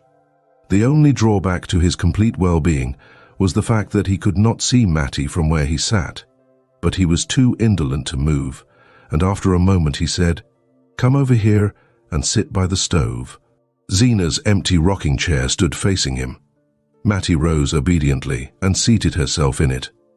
As her young brown head detached itself against the patchwork cushion that habitually framed his wife's gaunt countenance, Ethan had a momentary shock. It was almost as if the other face, the face of the superseded woman, had obliterated that of the intruder. After a moment, Mattie seemed to be affected by the same sense of constraint. She changed her position, leaning forward to bend her head above her work, so that he saw only the foreshortened tip of her nose and the streak of red in her hair. Then she slipped to her feet, saying, "I can't see to sew," and went back to her chair by the lamp. Ethan made a pretext of getting up to replenish the stove, and when he returned to his seat, he pushed it sideways that he might get a view of her profile and of the lamplight falling on her hands. The cat, who had been a puzzled observer of these unusual movements, jumped up into Zeena's chair, rolled itself into a ball, and lay watching them with narrowed eyes. Deep quiet sank on the room. The clock ticked above the dresser, A piece of charred wood fell now and then in the stove, and the faint, sharp scent of the geraniums mingled with the odor of Ethan's smoke, which began to throw a blue haze about the lamp and to hang its greyish cobwebs in the shadowy corners of the room. All constraint had vanished between the two, and they began to talk easily and simply. They spoke of everyday things, of the prospect of snow, of the next church sociable, of the loves and quarrels of Starkfield. The commonplace nature of what they said produced in Ethan an illusion of long-established intimacy which no outburst of emotion could have given. And he set his imagination adrift on the fiction that they had always spent their evenings thus, and would always go on doing so. "This is the night we were to have gone coasting, Matt," he said at length, with the rich sense as he spoke that they could go on any other night they chose, since they had all time before them. She smiled back at him. "I guess you forgot." "No, I didn't forget, but it's as dark as Egypt outdoors." "We might go tomorrow if there's a moon." She laughed with pleasure, her head tilted back, the lamplight sparkling on her lips and teeth. "That would be lovely, Ethan." He kept his eyes fixed on her, marveling at the way her face changed with each turn of their talk, like a wheat field under a summer breeze. It was intoxicating to find such magic in his clumsy words, and he longed to try new ways of using it. "Would you be scared to go down the Corbury Road with me on a night like this?" he asked. Her cheeks burned redder. "I ain't any more scared than you are." "Well, I'd be scared then. I wouldn't do it. That's an ugly corner down by the big elm. If a fellow didn't keep his eyes open, he'd go plumb into it." He luxuriated in the sense of protection and authority which his words conveyed. To prolong and intensify the feeling, he added, "I guess we're well enough here." She let her lids sink slowly, in the way he loved. "Yes, we're well enough here," she sighed. Her tone was so sweet that he took the pipe from his mouth and drew his chair up to the table. Leaning forward, he touched the farther end of the strip of brown stuff that she was hemming. "Say, Matt," he began with a smile, "what do you think I saw under the Varnum spruces coming along home just now? I saw a friend of yours getting kissed." The words had been on his tongue all the evening, but now that he had spoken them, they struck him as inexpressibly vulgar and out of place. Mattie blushed to the roots of her hair and pulled her needle rapidly twice or thrice through her work, insensibly drawing the end of it away from him. "I suppose it was Ruth and Ned," she said in a low voice, as though he had suddenly touched on something grave. Ethan had imagined that his allusion might open the way to the accepted pleasantries, and these perhaps in turn to a harmless caress, if only a mere touch on her hand. But now he felt as if her blush had set a flaming guard about her. He supposed it was his natural awkwardness that made him feel so. He knew that most young men made nothing at all of giving a pretty girl a kiss, and he remembered that the night before, when he had put his arm about Mattie, she had not resisted. But that had been out of doors, under the open, irresponsible night. Now, in the warm lamplit room, with all its ancient implications of conformity and order, she seemed infinitely farther away from him and more unapproachable. To ease his constraint, he said, "I suppose they'll be setting a date before long." "Yes. I shouldn't wonder if they got married sometime along in the summer." She pronounced the word married, as if her voice caressed it. It seemed a rustling covert leading to enchanted glades. A pang shot through Ethan, and he said, twisting away from her in his chair, "It'll be your turn next, I wouldn't wonder." She laughed a little uncertainly. "Why do you keep on saying that?" He echoed her laugh. "I guess I do it to get used to the idea." He drew up to the table again, and she sewed on in silence, with dropped lashes, while he sat in fascinated contemplation of the way in which her hands went up and down above the strip of stuff, just as he had seen a pair of birds make short perpendicular flights over a nest they were building. At length, without turning her head or lifting her lids, she said in a low tone, "It's not because you think Zeena's got anything against me, is it?" His former dread started up full-armed at the suggestion. "Why, what do you mean?" he stammered. She raised distressed eyes to his, her work dropping on the table between them. "I don't know. I thought last night she seemed to have." "I'd like to know what," he growled. Nobody can tell with Zeena. It was the first time they had ever spoken so openly of her attitude toward Mattie, and the repetition of the name seemed to carry it to the farther corners of the room, and send it back to them in long repercussions of sound. Mattie waited, as if to give the echo time to drop, and then went on, "She hasn't said anything to..." He shook his head. "No, not a word." She tossed the hair back from her forehead with a laugh. "I guess I'm just nervous then. I'm not going to think about it anymore." "Oh no, don't let's think about it, Matt." The sudden heat of his tone made her color mount again, not with a rush, but gradually, delicately, like the reflection of a thought stealing slowly across her heart. She sat silent, her hands clasped on her work, and it seemed to him that a warm current flowed toward him along the strip of stuff that still lay unrolled between them. Cautiously, he slid his hand palm downward along the table till his fingertips touched the end of the stuff. A faint vibration of her lashes seemed to show that she was aware of his gesture and that it had sent a countercurrent back to her, and she let her hands lie motionless on the other end of the strip. As they sat thus, he heard a sound behind him and turned his head. The cat had jumped from Zeena's chair to dart at a mouse in the wainscot, and as a result of the sudden movement, the empty chair had set up a spectral rocking. "She'll be rocking in it herself this time tomorrow," Ethan thought. "I've been in a dream, and this is the only evening we'll ever have together." The return to reality was as painful as the return to consciousness after taking an anesthetic. His body and brain ached with indescribable weariness, and he could think of nothing to say or to do that should arrest the mad flight of the moments. His alteration of mood seemed to have communicated itself to Mattie. She looked up at him languidly, as though her lids were weighted with sleep, and it cost her an effort to raise them. Her glance fell on his hand, which now completely covered the end of her work, and grasped it as if it were a part of herself. He saw a scarcely perceptible tremor cross her face, and without knowing what he did, he stooped his head and kissed the bit of stuff in his hold. As his lips rested on it, he felt it glide slowly from beneath them, and saw that Mattie had risen and was silently rolling up her work. She fastened it with a pin, and then, finding her thimble and scissors, put them with the roll of stuff into the box covered with fancy paper which he had once brought to her from Bettsbridge. He stood up also, looking vaguely about the room. The clock above the dresser struck 11. "Is the fire all right?" she asked in a low voice. He opened the door of the stove and poked aimlessly at the embers. When he raised himself again, he saw that she was dragging toward the stove the old soap box lined with carpet in which the cat made its bed. Then she recrossed the floor and lifted 2 of the geranium pots in her arms, moving them away from the cold window.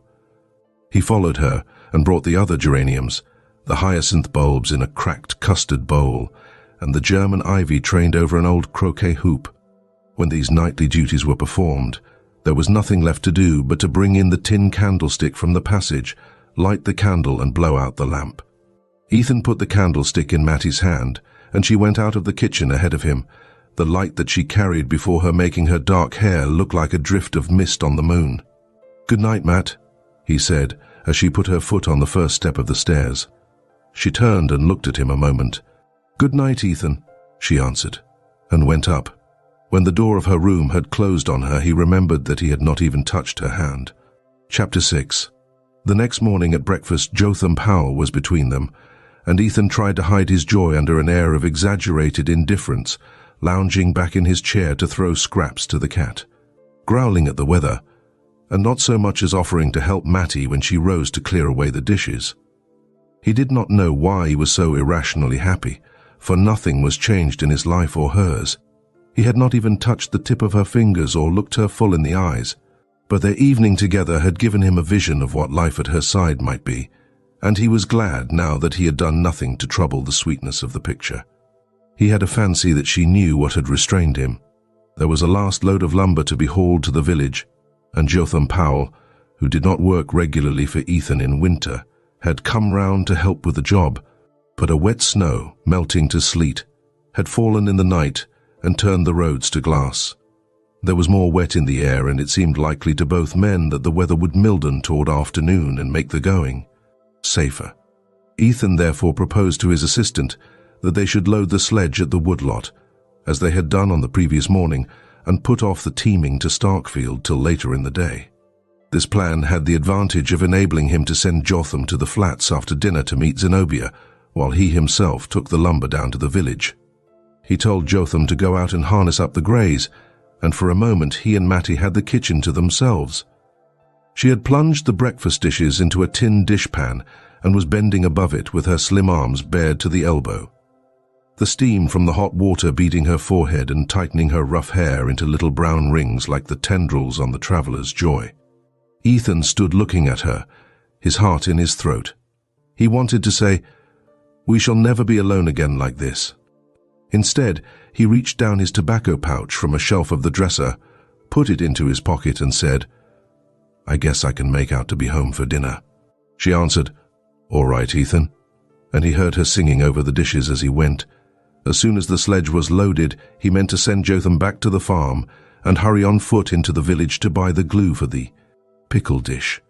With ordinary luck, he should have had time to carry out this plan, but everything went wrong from the start. On the way over to the woodlot, one of the greys slipped on a glare of ice and cut his knee, and when they got him up again, Jotham had to go back to the barn for a strip of rag to bind the cut. Then, when the loading finally began, a sleety rain was coming down once more, and the tree trunks were so slippery that it took twice as long as usual to lift them and get them in place on the sledge. It was what Jotham called a sour morning for work, and the horses, shivering and stamping under their wet blankets, seemed to like it as little as the men. It was long past the dinner hour when the job was done, and Ethan had to give up going to the village because he wanted to lead the injured horse home and wash the cut himself. He thought that by starting out again with the lumber as soon as he had finished his dinner, he might get back to the farm with the glue before Jotham and the old sorrel had had time to fetch Zenobia from the flats. But he knew the chance was a slight one. It turned on the state of the roads and on the possible lateness of the Bettsbridge train. He remembered afterward, with a grim flash of self-derision, what importance he had attached to the weighing of these probabilities. As soon as dinner was over, he set out again for the woodlot, not daring to linger till Jotham Powell left. The hired man was still drying his wet feet at the stove, and Ethan could only give Mattie a quick look as he said beneath his breath, "I'll be back early." He fancied that she nodded her comprehension, and with that scant solace he had to trudge off through the rain.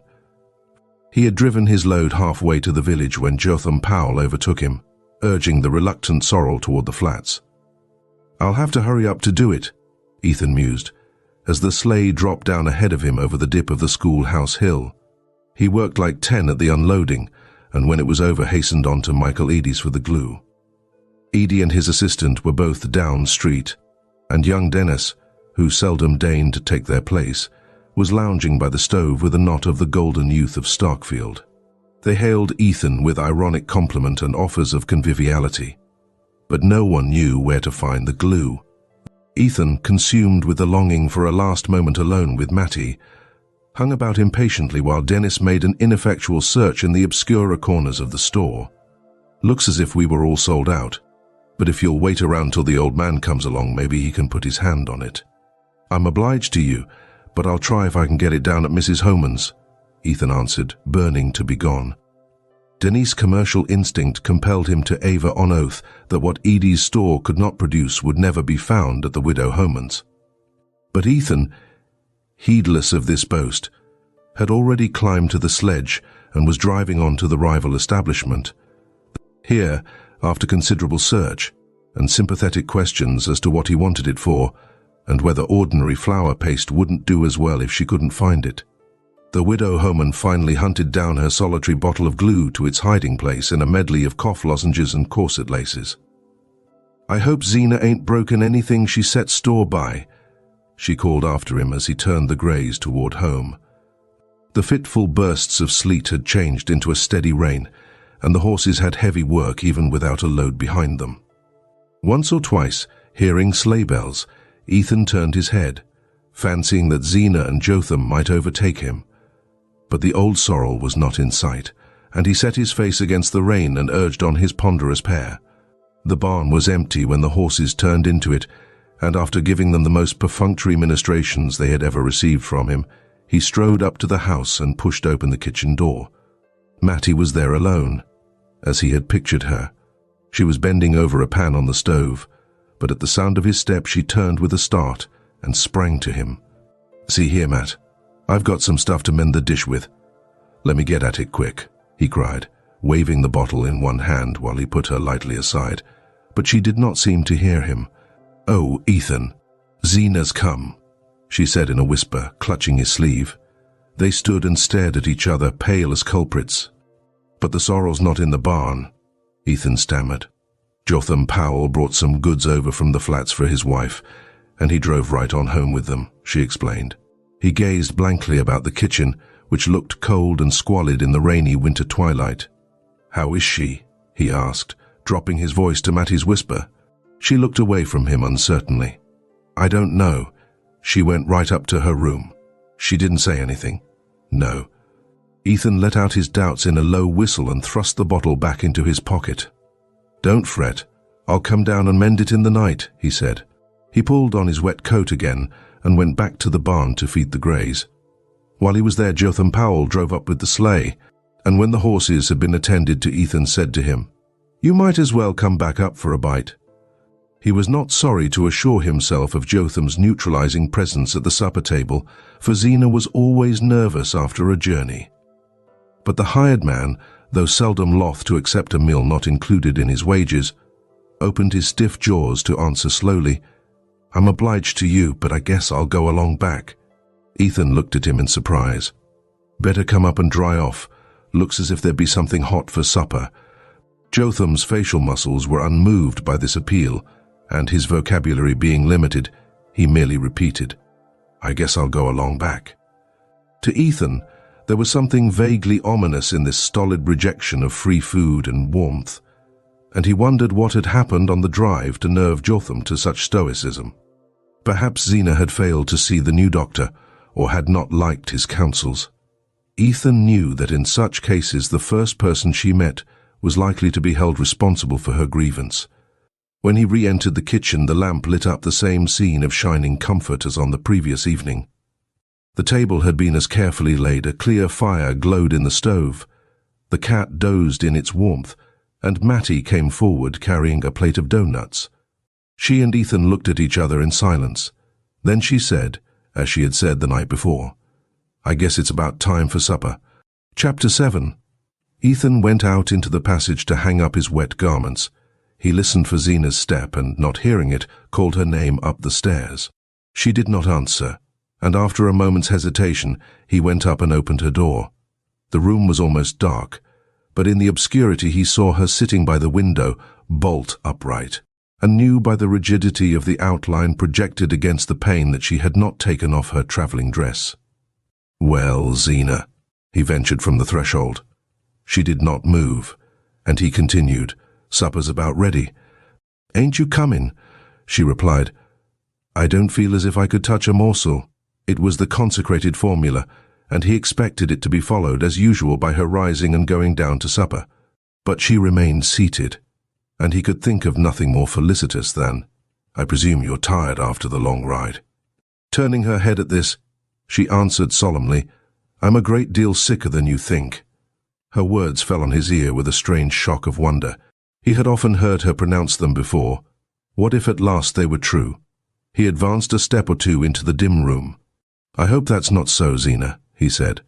She continued to gaze at him through the twilight with a mien of wan authority, as of one consciously singled out for a great fate. "I've got complications," she said.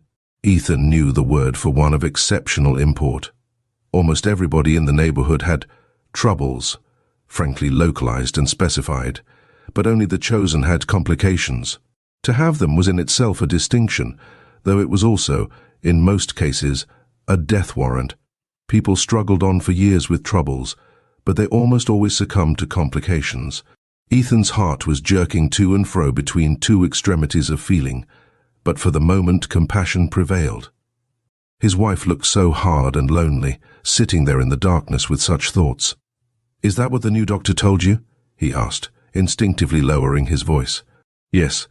He says any regular doctor would want me to have an operation." Ethan was aware that, in regard to the important question of surgical intervention, the female opinion of the neighborhood was divided, some glorying in the prestige conferred by operations, while others shunned them as indelicate. Ethan, from motives of economy, had always been glad that Zeena was of the latter faction. In the agitation caused by the gravity of her announcement, he sought a consolatory shortcut. "What do you know about this doctor anyway? Nobody ever told you that before." He saw his blunder before she could take it up. She wanted sympathy, not consolation. "I didn't need to have anybody tell me I was losing ground every day. Everybody but you could see it. And everybody in Bettsbridge knows about Dr. Buck. He has his office in Worcester and comes over once a fortnight to Shads Falls and Bettsbridge for consultations." Eliza Spears was wasting away with kidney trouble before she went to him, and now she's up and around and singing in the choir. "Well, I'm glad of that. You must do just what he tells you," Ethan answered sympathetically. She was still looking at him. "I mean to," she said. He was struck by a new note in her voice. It was neither whining nor reproachful, but dryly resolute. "What does he want you should do?" he asked, with a mounting vision of fresh expenses. "He wants I should have a hired girl. He says I oughtn't to have to do a single thing around the house." "A hired girl?" Ethan stood transfixed. "Yes, and Aunt Martha found me one right off. Everybody said I was lucky to get a girl to come away out here, and I agreed to give her $1 extra to make sure. She'll be over tomorrow afternoon." Wrath and dismay contended in Ethan. He had foreseen an immediate demand for money, but not a permanent drain on his scant resources. He no longer believed what Zeena had told him of the supposed seriousness of her state. He saw in her expedition to Bettsbridge only a plot hatched between herself and her Pierce relations to foist on him the cost of her servant, and for the moment wrath predominated. "If you meant to engage a girl, you ought to have told me before you started," he said. "How could I tell you before I started? How did I know what Dr. Buck would say?" "Oh, Dr. Buck." Ethan's incredulity escaped in a short laugh. "Did Dr. Buck tell you how I was to pay her wages?" Her voice rose furiously with his. "No, he didn't. For I'd been ashamed to tell him that you grudged me the money to get back my health when I lost it nursing your own mother." "You lost your health nursing mother?" "Yes, and my folks all told me at the time you couldn't do no less than marry me after." "Zeena." Through the obscurity which hid their faces, their thoughts seemed to dart at each other like serpents shooting venom. Ethan was seized with horror of the scene and shame at his own share in it. It was as senseless and savage as a physical fight between two enemies in the darkness. He turned to the shelf above the chimney, groped for matches and lit the one candle in the room. At first, its weak flame made no impression on the shadows. Then Zeena's face stood grimly out against the uncurtained pane, which had turned from grey to black. It was the first scene of open anger between the couple in their sad 7 years together, and Ethan felt as if he had lost an irretrievable advantage in descending to the level of recrimination. But the practical problem was there and had to be dealt with. "You know I haven't got the money to pay for a girl, Zeena. You'll have to send her back. I can't do it. The doctor says it'll be my death if I go on slaving the way I've had to. He doesn't understand how I've stood it as long as I have." "Slaving?" He checked himself again. "You shan't lift a hand if he says so. I'll do everything round the house myself." She broke in. "You're neglecting the farm enough already." And this being true, he found no answer, and left her time to add ironically, "Better send me over to the almshouse and done with it. I guess there's been Fromes there afore now." The taunt burned into him, but he let it pass. "I haven't got the money. That settles it." There was a moment's pause in the struggle, as though the combatants were testing their weapons. Then Zeena said in a level voice, "I thought you were to get $50 from Andrew Hale for that lumber." "Andrew Hale never pays under 3 months. He had hardly spoken when he remembered the excuse he had made for not accompanying his wife to the station the day before, and the blood rose to his frowning brows. "Why, you told me yesterday you'd fixed it up with him to pay cash down. You said that was why you couldn't drive me over to the flats." Ethan had no suppleness in deceiving. He had never before been convicted of a lie, and all the resources of evasion failed him. "I guess that was a misunderstanding," he stammered. "You ain't got the money?" "No." "And you ain't gonna get it?" "No." "Well, I couldn't know that when I engaged the girl, could I?" "No." He paused to control his voice. "But you know it now. I'm sorry, but it can't be helped. You're a poor man's wife, Zeena. but I'll do the best I can for you." For a while she sat motionless, as if reflecting, her arms stretched along the arms of her chair, her eyes fixed on vacancy. "Oh, I guess we'll make out," she said mildly. The change in her tone reassured him. "Of course we will. There's a whole lot more I can do for you and Mattie." Zeena, while he spoke, seemed to be following out some elaborate mental calculation. She emerged from it to say, "There'll be Mattie's board less, anyhow." Ethan, supposing the discussion to be over, had turned to go down to supper. He stopped short, not grasping what he heard. "Mattie's board less?" he began. Zeena laughed. It was an odd, unfamiliar sound. He did not remember ever having heard her laugh before. "You didn't suppose I was going to keep 2 girls, did you? No wonder you were scared at the expense." He still had but a confused sense of what she was saying. From the beginning of the discussion, he had instinctively avoided the mention of Mattie's name, fearing he hardly knew what. Criticism, complaints, or vague allusions to the imminent probability of her marrying. But the thought of a definite rupture had never come to him, and even now could not lodge itself in his mind. "I don't know what you mean," he said. "Mattie Silver's not a hired girl. She's your relation. She's a pauper that's hung on to us all after her father done his best to ruin us. I've kept her here a whole year. It's somebody else's turn now." As the shrill words shot out, Ethan heard a tap on the door, which he had drawn shut when he turned back from the threshold. "Ethan." "Zeena." Mattie's voice sounded gaily from the landing. "Do you know what time it is?" "Supper's been ready half an hour." Inside the room there was a moment's silence. Then Zeena called out from her seat, "I'm not coming down to supper." "Oh, I'm sorry. Aren't you well? Shan't I bring you up a bite of something?" Ethan roused himself with an effort and opened the door. "Go along down. Matt, Zeena's just a little tired. I'm coming." He heard her, "All right," and her quick step on the stairs. Then he shut the door and turned back into the room. His wife's attitude was unchanged, her face inexorable, and he was seized with a despairing sense of his helplessness. "You ain't going to do it, Zeena." "Do what?" she emitted between flattened lips. "Send Mattie away like this? I never bargained to take her for life," he continued with rising vehemence. "You can't put her out of the house like a thief, a poor girl without friends or money. She's done her best for you, and she's got no place to go to. You may forget she's your kin, but everybody else will remember it. If you do a thing like that, what do you suppose folks will say of you?" Zeena waited a moment, as if giving him time to feel the full force of the contrast between his own excitement and her composure. Then she replied in the same smooth voice, "I know well enough what they say of my having kept her here as long as I have." Ethan's hand dropped from the doorknob, which he had held clenched since he had drawn the door shut on Mattie. His wife's retort was like a knife cut across the sinews, and he felt suddenly weak and powerless. He had meant to humble himself, to argue that Mattie's keep didn't cost much after all, that he could make out to buy a stove and fix up a place in the attic for the hired girl. But Zeena's words revealed the peril of such pleadings. "You mean to tell her she's got to go, at once?" he faltered out, in terror of letting his wife complete her sentence.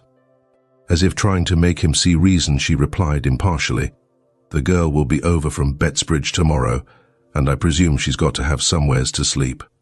Ethan looked at her with loathing. She was no longer the listless creature who had lived at his side in a state of sullen self-absorption, but a mysterious alien presence, an evil energy secreted from the long years of silent brooding. It was the sense of his helplessness that sharpened his antipathy. There had never been anything in her that one could appeal to, but as long as he could ignore and command, he had remained indifferent. Now she had mastered him and he abhorred her. Mattie was her relation, not his. There were no means by which he could compel her to keep the girl under her roof. All the long misery of his baffled past, of his youth of failure, hardship and vain effort, rose up in his soul in bitterness and seemed to take shape before him in the woman who at every turn had barred his way. She had taken everything else from him, and now she meant to take the one thing that made up for all the others. For a moment, such a flame of hate rose in him that it ran down his arm and clenched his fist against her. He took a wild step forward and then stopped. You're not coming down?" he said in a bewildered voice. "No, I guess I'll lay down on the bed a little while," she answered mildly, and he turned and walked out of the room. In the kitchen, Mattie was sitting by the stove, the cat curled up on her knees. She sprang to her feet as Ethan entered and carried the covered dish of meat pie to the table. "I hope Zeena isn't sick," she asked. "No." She shone at him across the table. "Well, sit right down then. You must be starving."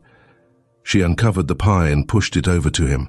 So they were to have one more evening together, her happy eyes seemed to say. He helped himself mechanically and began to eat. Then disgust took him by the throat, and he laid down his fork. Mattie's tender gaze was on him, and she marked the gesture.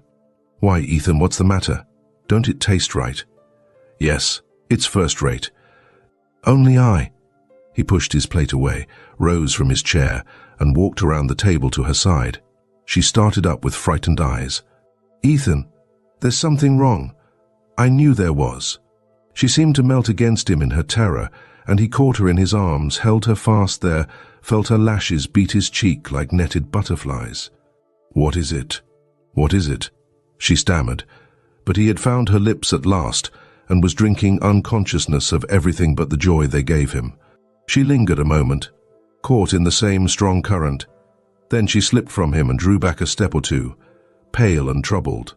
Her looks smote him with compunction, and he cried out, as if he saw her drowning in a dream. "You can't go, Matt. I'll never let you." Go, she stammered. "Must I go?" The words went on sounding between them as though a torch of warning flew from hand to hand through a black landscape. Ethan was overcome with shame at his lack of self-control in flinging the news at her so brutally.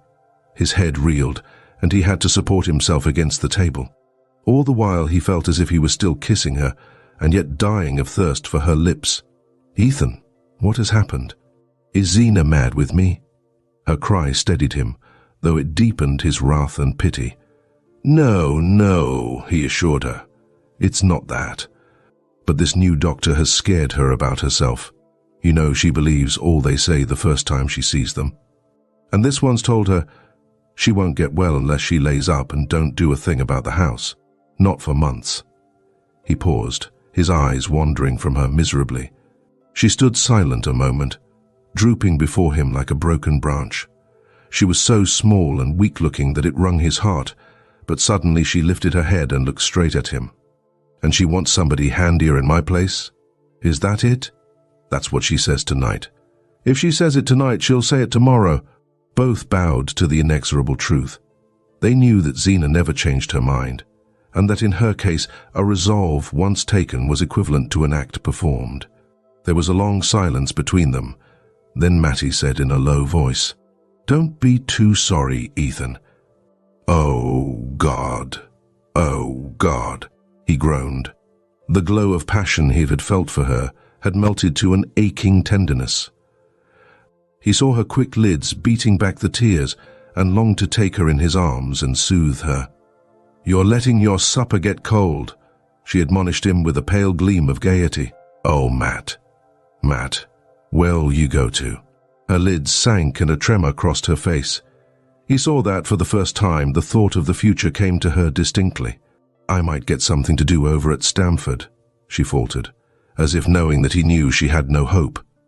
He dropped back into his seat and hid his face in his hands. Despair seized him at the thought of her setting out alone to renew the weary quest for work. In the only place where she was known, she was surrounded by indifference or animosity. And what chance had she, inexperienced and untrained, among the million bread-seekers of the cities? There came back to him miserable tales he had heard at Worcester, and the faces of girls whose lives had begun as hopefully as Mattie's. It was not possible to think of such things without a revolt of his whole being. He sprang up suddenly. "You can't go, Matt. I won't let you. She's always had her way, but I mean to have mine now." Mattie lifted her hand with a quick gesture, and he heard his wife step behind him.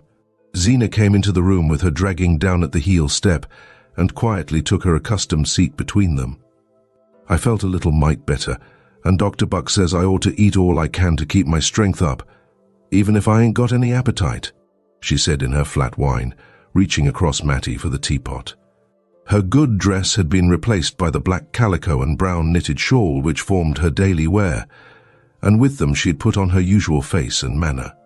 She poured out her tea, added a great deal of milk to it, helped herself largely to pie and pickles, and made the familiar gesture of adjusting her false teeth before she began to eat. The cat rubbed itself ingratiatingly against her, and she said, "Good pussy," stooped to stroke it and gave it a scrap of meat from her plate. Ethan sat speechless, not pretending to eat, but Mattie nibbled valiantly at her food and asked Zeena 1 or 2 questions about her visit to Bettsbridge. Zeena answered in her everyday tone, and warming to the theme, regaled them with several vivid descriptions of intestinal disturbances among her friends and relatives. She looked straight at Mattie as she spoke, a faint smile deepening the vertical lines between her nose and chin. When supper was over, she rose from her seat and pressed her hand to the flat surface over the region of her heart. "That pie of yours always sets a mite heavy, Matt," she said, not ill-naturedly. She seldom abbreviated the girl's name, and when she did so, it was always a sign of affability. "I've a good mind to go and hunt up those stomach powders I got last year over in Springfield," she continued. "I ain't tried them for quite a while, and maybe they'll help the heartburn." Mattie lifted her eyes. "Can't I get them for you, Zeena?" she ventured. "No, they're in a place you don't know about," Zeena answered darkly, with one of her secret looks. She went out of the kitchen and Mattie, rising, began to clear the dishes from the table. As she passed Ethan's chair, their eyes met and clung together desolately. The warm, still kitchen looked as peaceful as the night before. The cat had sprung to Zeena's rocking chair, and the heat of the fire was beginning to draw out the faint, sharp scent of the geraniums. Ethan dragged himself wearily to his feet. "I'll go out and take a look around," he said, going toward the passage to get his lantern. As he reached the door, he met Zeena coming back into the room, her lips twitching with anger, a flush of excitement on her sallow face. The shawl had slipped from her shoulders and was dragging at her downtrodden heels, and in her hands she carried the fragments of the red glass pickle dish. "I'd like to know who done this," she said, looking sternly from Ethan to Mattie. There was no answer, and she continued in a trembling voice. "I went to get those powders I'd put away in Father's old spectacle case, top of the china closet, where I keep the things I set store by, so's folks shan't meddle with them." Her voice broke, and 2 small tears hung on her lashless lids and ran slowly down her cheeks. "It takes the stepladder to get at the top shelf, and I put Aunt Philura Maple's pickle dish up there o' purpose when we was married, and it's never been down since, 'cept for the spring cleaning, and then I always lifted it with my own hands so's it shouldn't get broke." She laid the fragments reverently on the table. "I want to know who done this," she quavered. At the challenge, Ethan turned back into the room and faced her. "I can tell you then. The cat done it. That's what I said." She looked at him hard, and then turned her eyes to Mattie, who was carrying the dishpan to the table. "I'd like to know how the cat got into my china closet," she said. "Chasing mice, I guess," Ethan rejoined. "There was a mouse round the kitchen all last evening." Zeena continued to look from one to the other. Then she emitted her small, strange laugh. "I knew the cat was a smart cat," she said in a high voice, "but I didn't know he was smart enough to pick up the pieces of my pickle dish and lay 'em edge to edge on the very shelf he knocked 'em off of." Mattie suddenly drew her arms out of the steaming water. "It wasn't Ethan's fault, Zeena. The cat did break the dish, but I got it down from the china closet, and I'm the one to blame for its getting broken." Zeena stood beside the ruin of her treasure, stiffening into a stony image of resentment. "You got down my pickle dish? What for?" A bright flush flew to Mattie's cheeks. "I wanted to make the supper table pretty," she said. "You wanted to make the supper table pretty? And you waited till my back was turned and took the thing I set most store by of anything I've got and wouldn't never use it? Not even when the minister come to dinner or Aunt Martha Pierce come over from Bettsbridge?"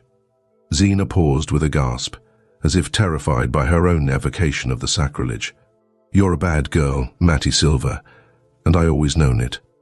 It's the way your father begun, and I was warned of it when I took you, and I tried to keep my things where you couldn't get at 'em. And now, you've took from me the one I cared for most of all." She broke off in a short spasm of sobs that passed, and left her more than ever like a shape of stone. "If I'd listened to folks, you'd gone before now, and this wouldn't happened," she said, and gathering up the bits of broken glass, she went out of the room as if she carried a dead body. Chapter 8. When Ethan was called back to the farm by his father's illness, his mother gave him, for his own use, a small room behind the untenanted best parlor. Here he had nailed up shelves for his books, built himself a box sofa out of boards and a mattress, laid out his papers on a kitchen table, hung on the rough plaster wall an engraving of Abraham Lincoln and a calendar with thoughts from the poets, and tried, with these meager properties, to produce some likeness to the study of a minister who had been kind to him and lent him books when he was at Worcester. He still took refuge there in summer, but when Mattie came to live at the farm he had to give her his stove, and consequently the room was uninhabitable for several months of the year. To this retreat he descended as soon as the house was quiet, and Zeena's steady breathing from the bed had assured him that there was to be no sequel to the scene in the kitchen. After Zeena's departure he and Mattie had stood speechless, neither seeking to approach the other. Then the girl had returned to her task of clearing up the kitchen for the night, and he had taken his lantern and gone on his usual round outside the house.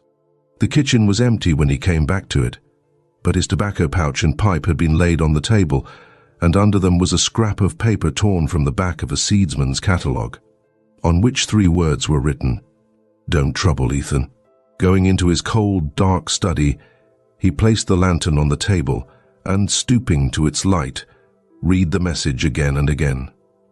It was the first time that Mattie had ever written to him, and the possession of the paper gave him a strange new sense of her nearness. Yet it deepened his anguish by reminding him that henceforth they would have no other way of communicating with each other. For the life of her smile, the warmth of her voice, only cold paper and dead words. Confused motions of rebellion stormed in him. He was too young, too strong, too full of the sap of living, to submit so easily to the destruction of his hopes. Must he wear out all his years at the side of a bitter, querulous woman? Other possibilities had been in him, possibilities sacrificed, one by one, to Zeena's narrow-mindedness and ignorance. And what good had come of it? She was 100 times bitterer and more discontented than when he had married her. The one pleasure left her was to inflict pain on him. All the healthy instincts of self-defense rose up in him against such waste. He bundled himself into his old coonskin coat and lay down on the bebox sofato think. Under his cheek he felt a hard object with strange protuberances. It was a cushion which Zeena had made for him when they were engaged, the only piece of needlework he had ever seen her do. He flung it across the floor and propped his head against the wall. He knew a case of a man over the mountain, a young fellow of about his own age, who had escaped from just such a life of misery by going west with the girl he cared for. His wife had divorced him, and he had married the girl and prospered. Ethan had seen the couple the summer before at Shad's Falls, where they had come to visit relatives. They had a little girl with fair curls, who wore a gold locket and was dressed like a princess. The deserted wife had not done badly either. Her husband had given her the farm, and she had managed to sell it. And with that and the alimony she had started a lunchroom at Bettsbridge and bloomed into activity and importance. Ethan was fired by the thought. Why should he not leave with Mattie the next day, instead of letting her go alone? He would hide his valise under the seat of the sleigh, and Zeena would suspect nothing till she went upstairs for her afternoon nap and found a letter on the bed. His impulses were still near the surface, and he sprang up, relit the lantern and sat down at the table. He rummaged in the drawer for a sheet of paper, found one, and began to write.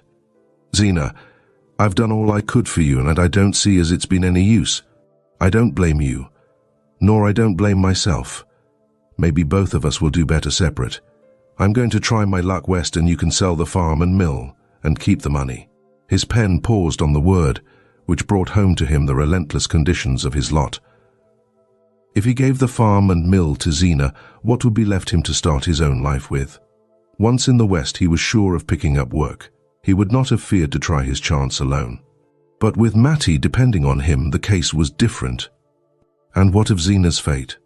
Farm and mill were mortgaged to the limit of their value, and even if she found a purchaser, in itself an unlikely chance, it was doubtful if she could clear $1,000 on the sale. Meanwhile, how could she keep the farm going? It was only by incessant labor and personal supervision that Ethan drew a meager living from his land, and his wife, even if she were in better health than she imagined, could never carry such a burden alone. Well, she could go back to her people then and see what they would do for her. It was the fate she was forcing on Mattie. Why not let her try it herself? By the time she had discovered his whereabouts and brought suit for divorce, he would probably, wherever he was, be earning enough to pay her a sufficient alimony. And the alternative was to let Mattie go forth alone, with far less hope of ultimate provision. He had scattered the contents of the tea-table drawer in his search for a sheet of paper, and as he took up his pen, his eye fell on an old copy of the Bettsbridge Eagle. The advertising sheet was folded uppermost, and he read the seductive words, "Trips to the West, reduced rates." He drew the lantern nearer and eagerly scanned the fares. Then the paper fell from his hand, and he pushed aside his unfinished letter. A moment ago he had wondered what he and Mattie were to live on when they reached the West. Now he saw that he had not even the money to take her there. Borrowing was out of the question. 6 months before he had given his only security to raise funds for necessary repairs to the mill, and he knew that without security no one at Starkfield would lend him $10. The inexorable facts closed in on him like prison warders handcuffing a convict. There was no way out. None. He was a prisoner for life, and now his one ray of light was to be extinguished. He crept back heavily to the sofa, stretching himself out with limbs so leaden that he felt as if they would never move again. Tears rose in his throat and slowly burned their way to his lids. As he lay there, the window pane that faced him, growing gradually lighter, inlaid upon the darkness a square of moon-suffused sky. A crooked tree branch crossed it, a branch of the apple tree under which, on summer evenings, he had sometimes found Mattie sitting when he came up from the mill. Slowly the rim of the rainy vapors caught fire and burnt away, and a pure moon swung into the blue. Ethan, rising on his elbow, watched the landscape whiten and shape itself under the sculpture of the moon. This was the night on which he was to have taken Mattie coasting, and there hung the lamp to light them. He looked out at the slopes bathed in luster, the silver-edged darkness of the woods, the spectral purple of the hills against the sky. And it seemed as though all the beauty of the night had been poured out to mock his wretchedness. He fell asleep, and when he woke the chill of the winter dawn was in the room. He felt cold and stiff and hungry and ashamed of being hungry. He rubbed his eyes and went to the window. A red sun stood over the grey rim of the fields, behind trees that looked black and brittle. He said to himself, "This is Matt's last day," and tried to think what the place would be without her. As he stood there, he heard a step behind him and she entered. "Oh, Ethan, were you here all night?" She looked so small and pinched in her poor dress, with the red scarf wound about her, and the cold light turning her paleness sallow, that Ethan stood before her without speaking. "You must be frozen," she went on, fixing lusterless eyes on him. He drew a step nearer. "How did you know I was here?" "Because I heard you go downstairs again after I went to bed, and I listened all night, and you didn't come up." All his tenderness rushed to his lips. He looked at her and said, "I'll come right along and make up the kitchen fire." They went back to the kitchen, and he fetched the coal and kindlings and cleared out the stove for her, while she brought in the milk and the cold remains of the meat pie. When warmth began to radiate from the stove, and the first ray of sunlight lay on the kitchen floor, Ethan's dark thoughts melted in the mellower air. The sight of Mattie going about her work as he had seen her on so many mornings made it seem impossible that she should ever cease to be a part of the scene. He said to himself that he had doubtless exaggerated the significance of Zeena's threats, and that she too, with the return of daylight, would come to a saner mood. He went up to Mattie as she bent above the stove and laid his hand on her arm. "I don't want you should trouble either," he said, looking down into her eyes with a smile. She flushed up warmly and whispered back, "No, Ethan, I ain't going to trouble. I guess things'll straighten out," he added. There was no answer but a quick throb of her lids, and he went on. "She ain't said anything this morning?" "No. I haven't seen her yet. Don't you take any notice when you do." With this injunction, he left her and went out to the cow barn. He saw Jotham Powell walking up the hill through the morning mist, and the familiar sight added to his growing conviction of security.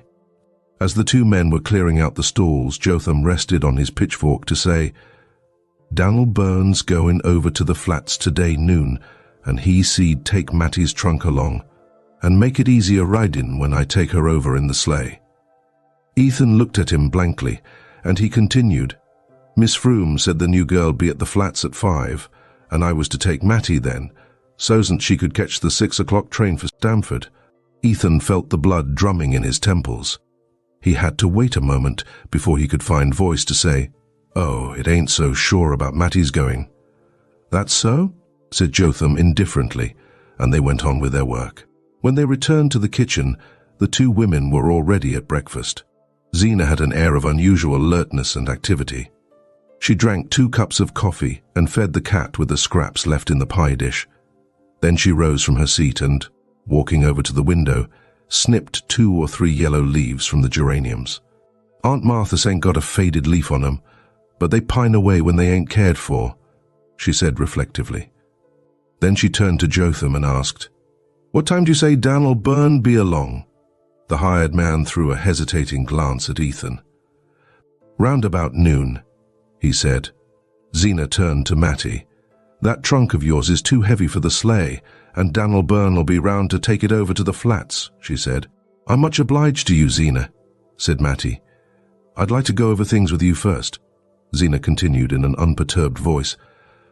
"I know there's a huckabuck towel missing, and I can't make out what you done with that match safe. It used to stand behind the stuffed owl in the parlor." She went out, followed by Mattie, and when the men were alone, Jotham said to his employer, "I guess I better let Dan'l come round then." Ethan finished his usual morning tasks about the house and barn. Then he said to Jotham, "I'm going down to Starkfield. Tell them not to wait dinner." The passion of rebellion had broken out in him again. That which had seemed incredible in the sober light of day had really come to pass, and he was to assist as a helpless spectator at Mattie's banishment. His manhood was humbled by the part he was compelled to play and by the thought of what Mattie must think of him. Confused impulses struggled in him as he strode along to the village. He had made up his mind to do something, but he did not know what it would be. The early mist had vanished, and the fields lay like a silver shield under the sun. It was one of the days when the glitter of winter shines through a pale haze of spring. Every yard of the road was alive with Mattie's presence, and there was hardly a branch against the sky or a tangle of brambles on the bank in which some bright shred of memory was not caught. Once, in the stillness, the call of a bird in a mountain ash was so like her laughter that his heart tightened and then grew large, and all these things made him see that something must be done at once. Suddenly it occurred to him that Andrew Hale, who was a kind-hearted man, might be induced to reconsider his refusal and advance a small sum on the lumber if he were told that Zeena's ill health made it necessary to hire a servant. Hale, after all, knew enough of Ethan's situation to make it possible for the latter to renew his appeal without too much loss of pride. And, moreover, how much did pride count in the ebullition of passions in his breast? The more he considered his plan, the more hopeful it seemed. If he could get Mrs. Hale's ear, he felt certain of success, and with $50 in his pocket, nothing could keep him from Mattie. His first object was to reach Starkfield before Hale had started for his work. He knew the carpenter had a job down the Corbury Road and was likely to leave his house early. Ethan's long strides grew more rapid with the accelerated beat of his thoughts, and as he reached the foot of Schoolhouse Hill, he caught sight of Hale's sleigh in the distance. He hurried forward to meet it, but as it drew nearer, he saw that it was driven by the carpenter's youngest boy, and that the figure at his side, looking like a large upright cocoon in spectacles, was that of Mrs. Hale. Ethan signed to them to stop, and Mrs. Hale leaned forward, her pink wrinkles twinkling with benevolence. "Mr. Hale? Why, yes, you'll find him down home now. He ain't going to his work this forenoon. He woke up with a touch of lumbago, and I just made him put on one of old Dr. Kidder's plasters and set right up into the fire." Beaming maternally on Ethan, she bent over to add, "I only just heard from Mr. Hale, "'Bout Zeena's going over to Bettsbridge to see that new doctor. I'm real sorry she's feeling so bad again. I hope he thinks he can do something for her. I don't know anybody round here's had more sickness than Zeena. I always tell Mr. Hale I don't know what she'd have done if she hadn't had you to look after her. And I used to say the same thing 'bout your mother. You've had an awful mean time, Ethan Frome." She gave him a last nod of sympathy while her son chirped to the horse, and Ethan, as she drove off, stood in the middle of the road and stared after the retreating sleigh. It was a long time since anyone had spoken to him as kindly as Mrs. Hale. Most people were either indifferent to his troubles or disposed to think it natural that a young fellow of his age should have carried without repining the burden of 3 crippled lives. But Mrs. Hale had said, "You've had an awful mean time, Ethan Frome," and he felt less alone with his misery. If the Hales were sorry for him, they would surely respond to his appeal. He started down the road toward their house, but at the end of a few yards he pulled up sharply, the blood in his face. For the first time, in the light of the words he had just heard, he saw what he was about to do.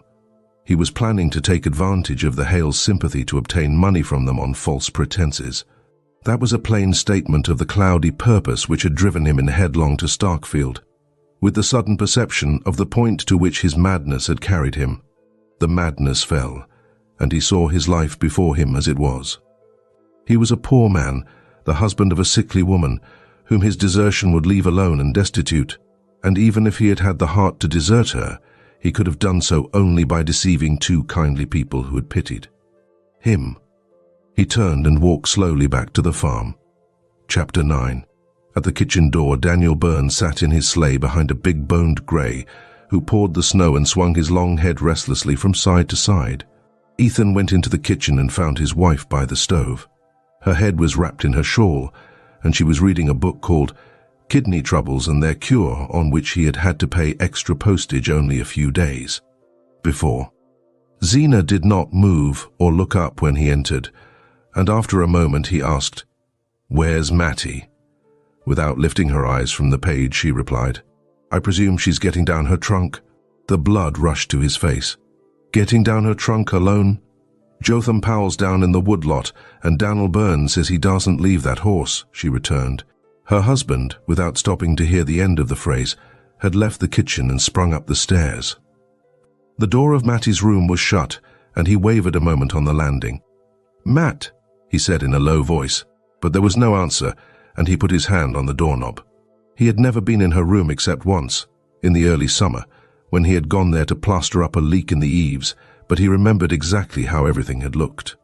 The red and white quilt on her narrow bed, the pretty pin cushion on the chest of drawers, and over it the enlarged photograph of her mother, in an oxidized frame, with a bunch of dyed grasses at the back. Now these and all other tokens of her presence had vanished, and the room looked as bare and comfortless as when Zeena had shown her into it on the day of her arrival. In the middle of the floor stood her trunk, and on the trunk she sat in her Sunday dress, her back turned to the door, and her face in her hands. She had not heard Ethan's call because she was sobbing, and she did not hear his step till he stood close behind her and laid his hands on her shoulders. "Matt, oh, don't." Oh, she started up, lifting her wet face to his. "Ethan, I thought I wasn't ever going to see you again." He took her in his arms, pressing her close, and with a trembling hand smoothed away the hair from her forehead. "Not see me again? What do you mean?" She sobbed out. "Jotham said you told him we wasn't to wait dinner for you, and I thought, you thought I meant to cut it." He finished for her grimly. She clung to him without answering, and he laid his lips on her hair, which was soft yet springy, like certain mosses on warm slopes, and had the faint woody fragrance of fresh sawdust in the sun. Through the door they heard Zeena's voice calling out from below, "Daniel Burns says you better hurry up if you want him to take that trunk." They drew apart with stricken faces. Words of resistance rushed to Ethan's lips and died there. Mattie found her handkerchief and dried her eyes. Then, bending down, she took hold of a handle of the trunk. Ethan put her aside. "You let go, Matt," he ordered her. She answered, "It takes 2 to coax it round the corner." And submitting to this argument, he grasped the other handle, and together they maneuvered the heavy trunk out to the landing. "Now let go," he repeated. Then he shouldered the trunk and carried it down the stairs and across the passage to the kitchen. Zeena, who had gone back to her seat by the stove, did not lift her head from her book as he passed. Mattie followed him out of the door and helped him to lift the trunk into the back of the sleigh. When it was in place, they stood side by side on the doorstep, watching Daniel Byrne plunge off behind his fidgety horse. It seemed to Ethan that his heart was bound with cords which an unseen hand was tightening with every tick of the clock. Twice he opened his lips to speak to Mattie and found no breath. At length, as she turned to re-enter the house, he laid a detaining hand on her. "I'm going to drive you over, Matt," he whispered. She murmured back, "I think Zeena wants I should go with Jotham." "I'm going to drive you over," he repeated, and she went into the kitchen without answering. At dinner Ethan could not eat. If he lifted his eyes, they rested on Zeena's pinched face, and the corners of her straight lips seemed to quiver away into a smile. She ate well, declaring that the mild weather made her feel better, and pressed a second helping of beans on Jotham Powell, whose wants she generally ignored. Mattie, when the meal was over, went about her usual task of clearing the table and washing up the dishes. Zeena, after feeding the cat, had returned to her rocking chair by the stove, and Jotham Powell, who always lingered last, reluctantly pushed back his chair and moved toward the door. On the threshold, he turned back to say to Ethan, "What time'll I come round for Mattie?"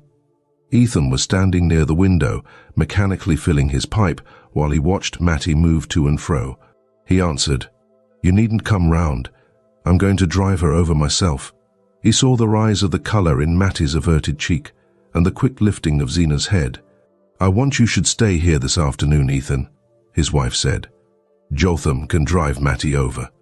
Mattie flung an imploring glance at him, but he repeated curtly, "I'm going to drive her over myself." Zeena continued in the same even tone, "I wanted you should stay and fix up that stove in Mattie's room afore the girl gets here. It ain't been drawing right for nigh on a month now." Ethan's voice rose indignantly. "If it was good enough for Mattie, I guess it's good enough for a hired girl. That girl that's coming told me she was used to a house where they had a furnace." Zeena persisted with the same monotonous mildness. "She'd better ha stayed there then," he flung back at her, and turning to Mattie he added in a hard voice, "You be ready by 3, Matt. I've got business at Corbury." Jotham Powell had started for the barn, and Ethan strode down after him aflame with anger. The pulses in his temples throbbed and a fog was in his eyes. He went about his task without knowing what force directed him, or whose hands and feet were fulfilling its orders. It was not till he led out the sorrel and backed him between the shafts of the sleigh that he once more became conscious of what he was doing.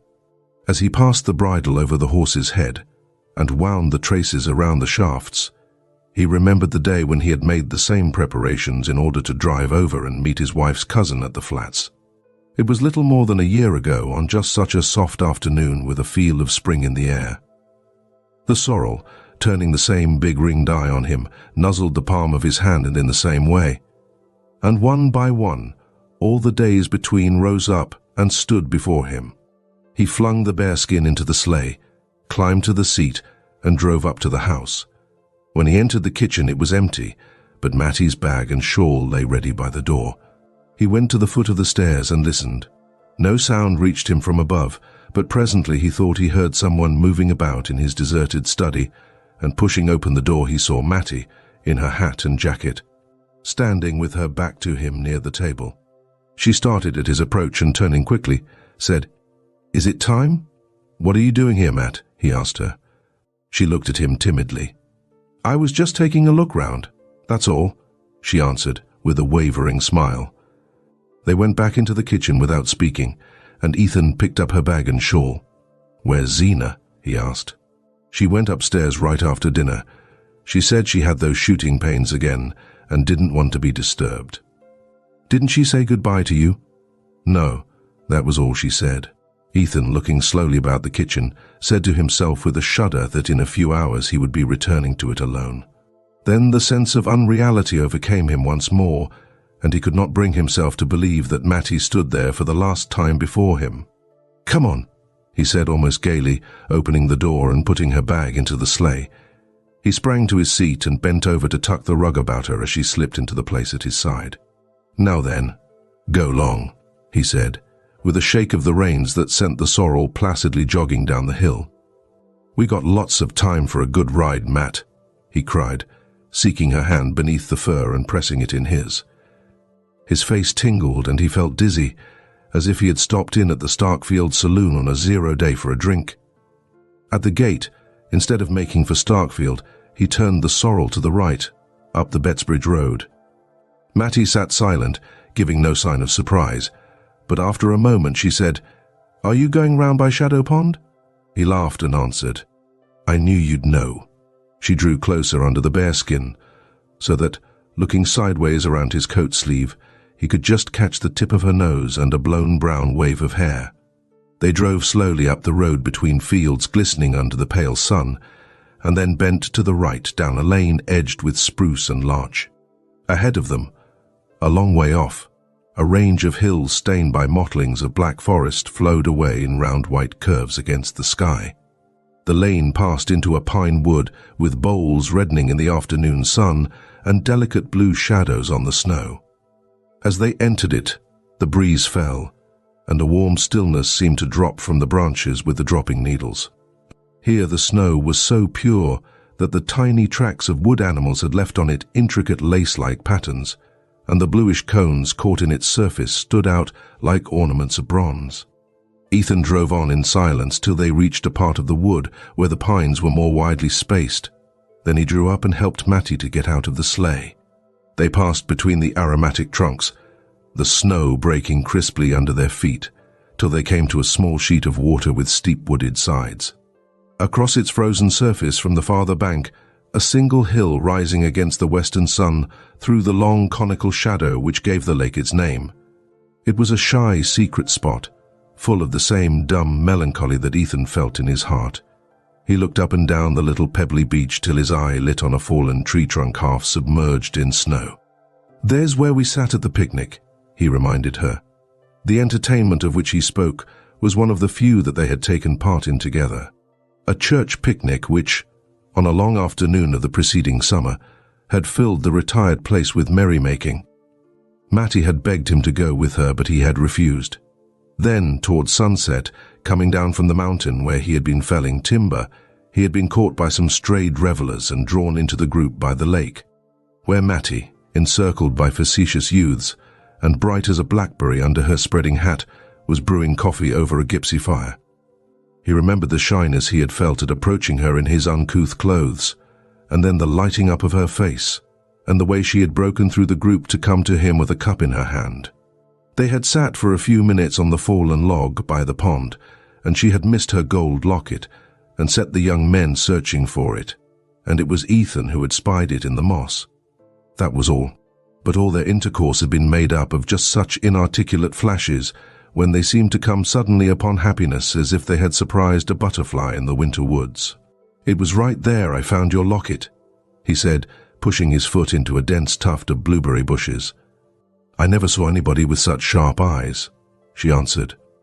She sat down on the tree trunk in the sun, and he sat down beside her. "You were as pretty as a picture in that pink hat," he said. She laughed with pleasure. "Oh, I guess it was the hat," she rejoined. They had never before avowed their inclinations so openly, and Ethan, for a moment, had the illusion that he was a free man, wooing the girl he meant to marry. He looked at her hair and longed to touch it again, and to tell her that it smelt of the woods, but he had never learned to say such things. Suddenly she rose to her feet and said, "We mustn't stay here any longer." He continued to gaze at her vaguely, only half roused from his dream. "There's plenty of time," he answered. They stood looking at each other as if the eyes of each were straining to absorb and hold fast the other's image. There were things he had to say to her before they parted, but he could not say them in that place of summer memories, and he turned and followed her in silence to the sleigh. As they drove away, the sun sank behind the hill and the pine boles turned from red to grey. By a devious track between the fields they wound back to the Starkfield road. Under the open sky the light was still clear, with a reflection of cold red on the eastern hills. The clumps of trees in the snow seemed to draw together in ruffled lumps. like birds with their heads under their wings, and the sky, as it paled, rose higher, leaving the earth more alone. As they turned into the Starkfield road, Ethan said, "Matt, what do you mean to do?" She did not answer at once, but at length she said, "I'll try to get a place in a store. You know you can't do it. The bad air and the standing all day nearly killed you before. I'm a lot stronger than I was before I came to Starkfield. And now you're going to throw away all the good it's done you." There seemed to be no answer to this, and again they drove on for a while without speaking. With every yard of the way some spot where they had stood, and laughed together or been silent, clutched at Ethan and dragged him back.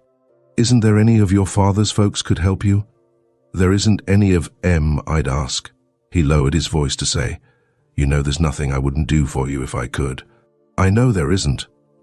But I can't." She was silent, but he felt a slight tremor in the shoulder against his.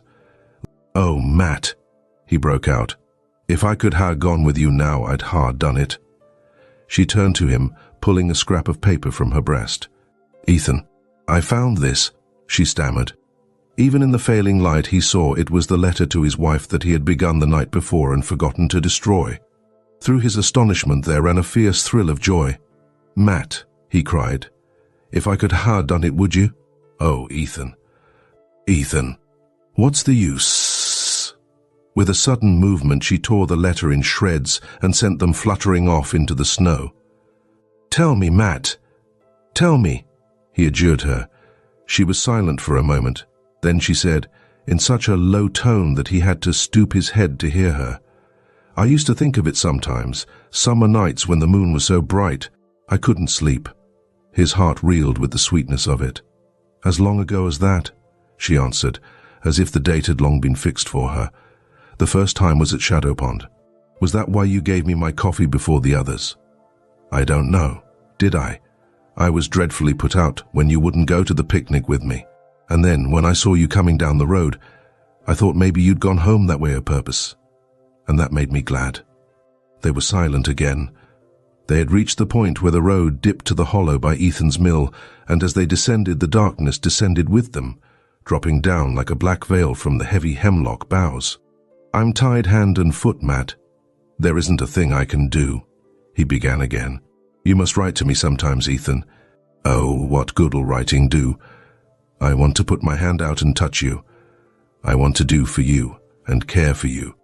I want to be there when you're sick and when you're lonesome. You mustn't think but what I'll do all right." "You won't need me, you mean? I suppose you'll marry." "Oh, Ethan," she cried. "I don't know how it is you make me feel, Matt. I'd almost rather have you dead than that." "Oh, I wish I was. I wish I was," she sobbed. The sound of her weeping shook him out of his dark anger, and he felt ashamed. "Don't let's talk that way," he whispered. "Why shouldn't we when it's true? I've been wishing it every minute of the day. Matt, you be quiet. Don't you say it. There's never anybody been good to me but you. Don't say that either when I can't lift a hand for you." "Yes, but it's true just the same." They had reached the top of Schoolhouse Hill, and Starkfield lay below them in the twilight. A cutter, mounting the road from the village, passed them by in a joyous flutter of bells, and they straightened themselves and looked ahead with rigid faces. Along the main street lights had begun to shine from the house fronts, and stray figures were turning in here and there at the gates. Ethan, with a touch of his whip, roused the sorrel to a languid trot. As they drew near the end of the village, the cries of children reached them, and they saw a knot of boys, with sleds behind them, scattering across the open space before the church. "I guess this'll be their last coast for a day or two," Ethan said, looking up at the mild sky. Mattie was silent, and he added, "We were to have gone down last night." Still she did not speak, and prompted by an obscure desire to help himself and her through their miserable last hour, he went on discursively. "Ain't it funny we haven't been down together but just that once last winter?" she answered. "It wasn't often I got down to the village." "That's so," he said. They had reached the crest of the Corbury Road, and between the indistinct white glimmer of the church and the black curtain of the Varnum spruces, the slope stretched away below them without a sled on. Its length. Some erratic impulse prompted Ethan to say, "How'd you like me to take you down now?" She forced a laugh. Why, there isn't time. There's all the time we want. Come along. His one desire now was to postpone the moment of turning the sorrel toward the flats. But the girl, she faltered. The girl'll be waiting at the station. Well, let her wait. You'd have to if she didn't. Come. The note of authority in his voice seemed to subdue her, and when he had jumped from the sleigh, she let him help her out, saying only, with a vague feint of reluctance, "But there isn't a sled round anywheres." "Yes, there is. Right over there under the spruces." He threw the bare skin over the sorrel, who stood passively by the roadside, hanging a meditative head. Then he caught Mattie's hand and drew her after him toward the sled. She seated herself obediently, and he took his place behind her, so close that her hair brushed his face. "All right, Matt," he called out, as if the width of the road had been between them. She turned her head to say, "It's dreadfully dark. Are you sure you can see?" He laughed contemptuously. "I could go down this coast with my eyes tied," and she laughed with him, as if she liked his audacity. Nevertheless, he sat still a moment, straining his eyes down the long hill, for it was the most confusing hour of the evening. The hour when the last clearness from the upper sky is merged with the rising night in a blur that disguises landmarks and falsifies distances. "Now," he cried. The sled started with a bound, and they flew on through the dusk, gathering smoothness and speed as they went, with the hollow night opening out below them and the air singing by like an organ. Mattie sat perfectly still, but as they reached the bend at the foot of the hill, where the big elm thrust out a deadly elbow, he fancied that she shrank a little closer. "Don't be scared, Matt," he cried exultantly, as they spun safely past it and flew down the second slope. And when they reached the level ground beyond, and the speed of the sled began to slacken, he heard her give a little laugh of glee. They sprang off and started to walk back up the hill. Ethan dragged the sled with one hand and passed the other through Mattie's arm. "Were you scared I'd run you into the elm?" he asked with a boyish laugh. "I told you I was never scared with you," she answered. The strange exaltation of his mood had brought on one of his rare fits of boastfulness. "It is a tricky place, though. The least swerve, and we'd never come up again. But I can measure distances to a hair's breadth. Always could." She murmured, "I always say you've got the surest eye." Deep silence had fallen with the starless dusk, and they leaned on each other without speaking. But at every step of their climb, Ethan said to himself, "It's the last time we'll ever walk together." They mounted slowly to the top of the hill. When they were abreast of the church, he stooped his head to her to ask, "Are you tired?" And she answered, breathing quickly, "It was splendid." With a pressure of his arm, he guided her toward the Norway spruces. "I guess this sled must be Ned Hale's. Anyhow, I'll leave it where I found it." He drew the sled up to the Varnum gate and rested it against the fence. As he raised himself, he suddenly felt Mattie close to him among the shadows. "Is this where Ned and Ruth kissed each other?" she whispered breathlessly, and flung her arms about him. Her lips, groping for his, swept over his face, and he held her fast in a rapture of surprise. "Goodbye, goodbye," she stammered, and kissed him again. "Oh, Matt, I can't let you go," broke from him in the same old cry. She freed herself from his hold, and he heard her sobbing. "Oh, I can't go either," she wailed. "Matt, what'll we do? What'll we do?" They clung to each other's hands like children, and her body shook with desperate sobs. Through the stillness they heard the church clock striking 5. "Oh, Ethan, it's time," she cried. He drew her back to him. "Time for what? You don't suppose I'm going to leave you now? If I missed my train, where'd I go? Where are you going if you catch it?" She stood silent, her hands lying cold and relaxed in his. "What's the good of either of us going anywheres without the other one now?" he said. She remained motionless, as if she had not heard him. Then she snatched her hands from his, threw her arms about his neck, and pressed a sudden drenched cheek against his face. "Ethan, Ethan, I want you to take me down again." "Down where?" "The coast, right off," she panted. "So it will never come up any more." "Matt, what on earth do you mean?" She put her lips close against his ear to say, "Right into the big elm. You said you could. So we'd never have to leave each other anymore." "Why, what are you talking of?" "You're crazy." I'm not crazy, but I will be if I leave you. Oh, Matt, Matt, he groaned. She tightened her fierce hold about his neck. Her face lay close to his face.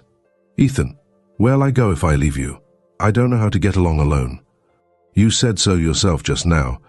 Nobody but you was ever good to me. And there'll be that strange girl in the house, and she'll sleep in my bed where I used to lay nights and listen to hear you come up the stairs. The words were like fragments torn from his heart.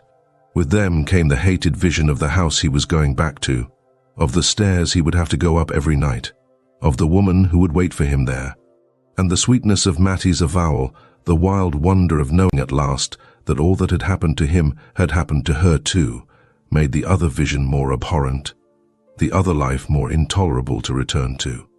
Her pleading still came to him between short sobs, but he no longer heard what she was saying. Her hat had slipped back and he was stroking her hair. He wanted to get the feeling of it into his hand, so that it would sleep there like a seed in winter. Once he found her mouth again, and they seemed to be by the pond together in the burning August sun. But his cheek touched hers, and it was cold and full of weeping, and he saw the road to the flats under the night and heard the whistle of the train up the line. The spruces swathed them in blackness and silence. They might have been in their coffins underground. He said to himself, perhaps it'll feel like this, and then again, after this, I shan't feel anything.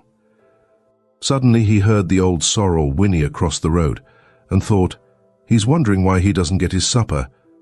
Come, Mattie whispered, tugging at his hand. Her somber violence constrained him. She seemed the embodied instrument of fate. He pulled the sled out, blinking like a nightbird as he passed from the shade of the spruces into the transparent dusk of the open. The slope below them was deserted. All Starkfield was at supper, and not a figure crossed the open space before the church. The sky, swollen with the clouds that announce a thaw, hung as low as before a summer storm. He strained his eyes through the dimness, and they seemed less keen, less capable than usual. He took his seat on the sled, and Mattie instantly placed herself in front of him. Her hat had fallen into the snow, and his lips were in her hair. He stretched out his legs, drove his heels into the road to keep the sled from slipping forward, and bent her head back between his hands. Then suddenly he sprang up again. Get up, he ordered her. It was the tone she always heeded, but she cowered down in her seat, repeating vehemently, No, no, no, get up. Why? I want to sit in front. No, no. How can you steer in front? I don't have to. We'll follow the track. They spoke in smothered whispers, as though the night were listening. Get up, he urged her. But she kept on repeating, Why do you want to sit in front? Because I want to feel you holding me, he stammered, and dragged her to her feet. The answer seemed to satisfy her, or else she yielded to the power of his voice. He bent down, feeling in the obscurity for the glassy slide worn by preceding coasters, and placed the runners carefully between its edges. She waited while he seated himself with crossed legs in the front of the sled. Then she crouched quickly down at his back and clasped her arms about him. Her breath in his neck set him shuddering again, and he almost sprang from his seat. But in a flash, he remembered the alternative. She was right. This was better than parting. He leaned back and drew her mouth to his. Just as they started, he heard the sorrel's whinny again, and the familiar wistful call, and all the confused images it brought with it, went with him down the first reach of the road. Halfway down there was a sudden drop, then a rise, and after that, another long, delirious descent. As they took wing for this, it seemed to him that they were flying indeed, flying far up into the cloudy night, with Starkfield immeasurably below them, falling away like a speck in space. Then the big elm shot up ahead, lying in wait for them at the bend of the road, and he said between his teeth, We can fetch it. I know we can fetch it. As they flew toward the tree, Mattie pressed her arms tighter, and her blood seemed to be in his veins. Once or twice the sled swerved a little under them. He slanted his body to keep it headed for the elm, repeating to himself again and again, I know we can fetch it, and little phrases she had spoken ran through his head and danced before him on the air. The big tree loomed bigger and closer, and as they bore down on it, he thought, It's waiting for us, it seems to know. But suddenly his wife's face, with twisted monstrous lineaments, thrust itself between him and his goal, and he made an instinctive movement to brush it aside. The sled swerved in response, but he righted it again, kept it straight, and drove down on the black projecting mass. There was a last instant when the air shot past him like millions of fiery wires, and then the elm. The sky was still thick, but looking straight up, he saw a single star and tried vaguely to reckon whether it was Sirius or. The effort tired him too much, and he closed his heavy lids and thought that he would sleep. The stillness was so profound that he heard a little animal twittering somewhere nearby under the snow. It made a small frightened cheep like a field mouse, and he wondered languidly if it were hurt. Then he understood that it must be in pain, pain so excruciating that he seemed, mysteriously, to feel it shooting through his own body. He tried in vain to roll over in the direction of the sound and stretched his left arm out across the snow. And now it was as though he felt rather than heard the twittering. It seemed to be under his palm, which rested on something soft and springy. The thought of the animal's suffering was intolerable to him, and he struggled to raise himself, and could not because a rock, or some huge mass, seemed to be lying on him. But he continued to finger about cautiously with his left hand, thinking he might get hold of the little creature and help it. And all at once he knew that the soft thing he had touched was Mattie's hair, and that his hand was on her face. He dragged himself to his knees, the monstrous load on him moving with him as he moved, and his hand went over and over her face, and he felt that the twittering came from her lips. He got his face down close to hers, with his ear to her mouth, and in the darkness he saw her eyes open and heard her say his name. "Oh, Matt, I thought we'd fetched it," he moaned, and far off, up the hill, he heard the sorrel whinny and thought, "I ought to be getting him his feed." The querulous drone ceased as I entered Frome's kitchen, and of the two women sitting there I could not tell which had been the speaker. One of them, on my appearing, raised her tall, bony figure from her seat, not as if to welcome me, for she threw me no more than a brief glance of surprise, but simply to set about preparing the meal which Frome's absence had delayed.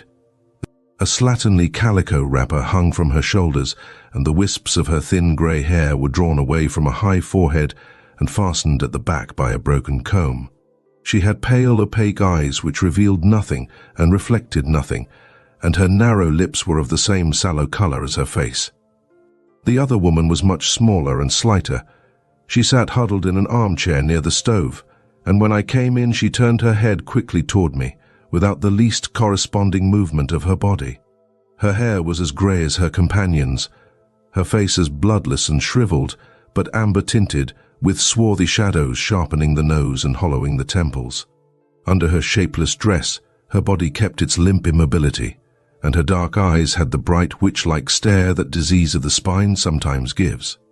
Even for that part of the country, the kitchen was a poor-looking place, with the exception of the dark-eyed woman's chair, which looked like a soiled relic of luxury bought at a country auction.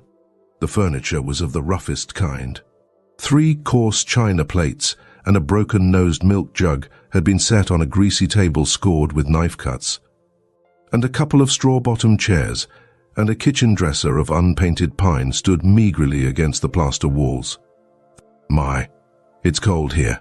The fire must be most out," Frome said, glancing about him apologetically as he followed me in.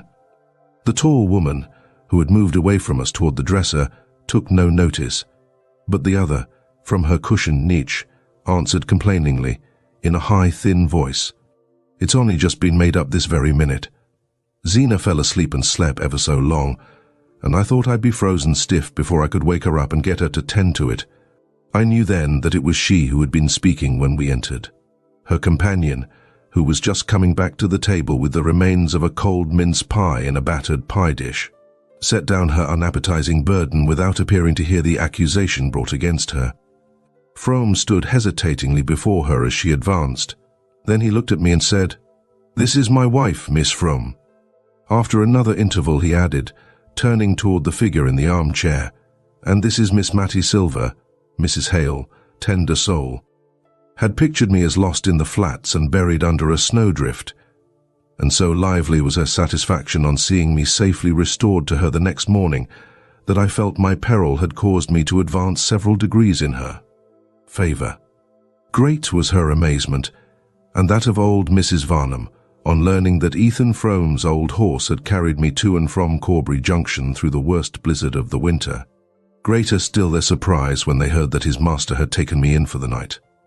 Beneath their wondering exclamations, I felt a secret curiosity to know what impressions I had received from my night in the Frome household, and divined that the best way of breaking down their reserve was to let them try to penetrate mine. I therefore confined myself to saying, in a matter-of-fact tone, that I had been received with great kindness, and that Frome had made a bed for me in a room on the ground floor which seemed in happier days to have been fitted up as a kind of writing room or study. Well, Mrs. Hale mused, in such a storm I suppose he felt he couldn't do less than take you in, but I guess it went hard with Ethan. I don't believe, but what you're the only stranger has set foot in that house for over 20 years. He's that proud he don't even like his oldest friends to go there, and I don't know as any do anymore, except myself and the doctor. You still go there, Mrs. Hale? I ventured. I used to go a good deal after the accident when I was first married, but after a while I got to think it made 'em feel worse to see us. And then one thing and another came, and my own troubles. But I generally make out to drive over there round about New Year's, and once in the summer. Only I always try to pick a day when Ethan's off somewheres. It's bad enough to see the two women sitting there, but his face, when he looks round that bare place, just kills me. You see, I can look back and call it up in his mother's day before their troubles. Old Mrs. Varnum by this time had gone up to bed, and her daughter and I were sitting alone, after supper, in the austere seclusion of the horse hair parlour. Mrs. Hale glanced at me tentatively, as though trying to see how much footing my conjectures gave her, and I guessed that if she had kept silence till now, it was because she had been waiting, through all the years, for someone who should see what she alone had seen. I waited to let her trust in me gather strength before I said, "Yes, it's pretty bad, seeing all three of them there together."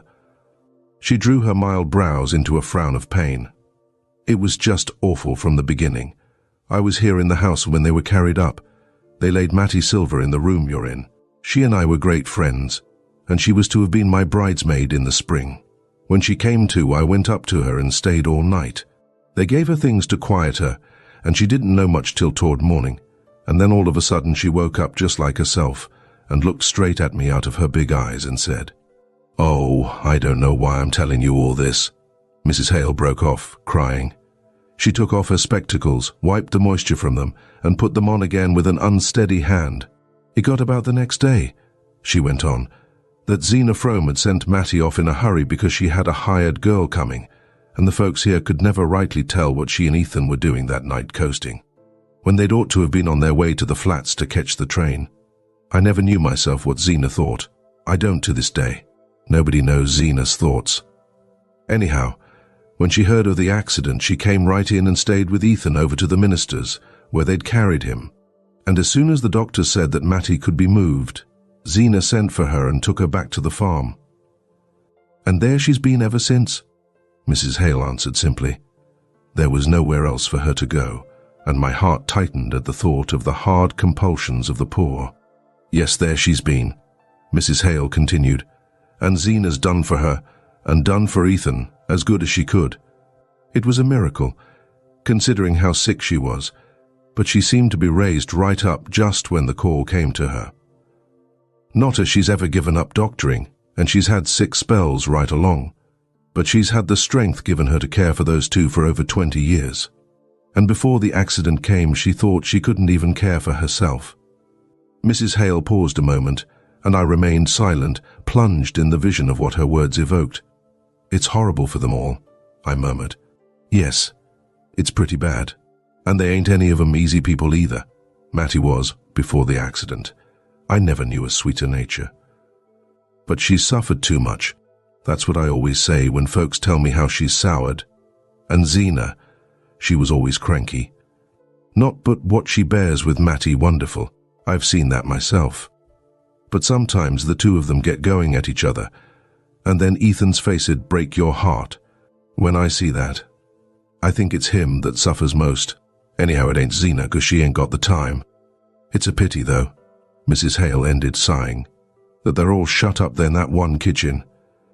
In the summertime, on pleasant days, they move Mattie into the parlor or out in the dooryard, and that makes it easier. But winters, there's the fires to be thought of, and there ain't a dime to spare up at the Fromes." Mrs. Hale drew a deep breath, as though her memory were eased of its long burden, and she had no more to say. But suddenly an impulse of complete avowal seized her. She took off her spectacles again, leaned toward me across the beadwork table cover, and went on with lowered voice. "There was one day, about a week after the accident, when they all thought Mattie couldn't live. Well, I say it's a pity she did. I said it right out to our minister once, and he was shocked at me. Only he wasn't with me that morning when she first came to. And I say, if she'd died, Ethan might lived. And the way they are now, I don't see's there's much difference between the Fromes up at the farm and the Fromes down in the graveyard. 'Cept that down there they're all quiet, and the women have got to hold their tongues. And so, the story of Ethan Frome draws to a close, leaving us with a profound sense of melancholy and a lingering question. Could things have been different? Ethan's tragic tale reminds us of the fragility of happiness, the weight of unspoken desires, and the enduring impact of our choices.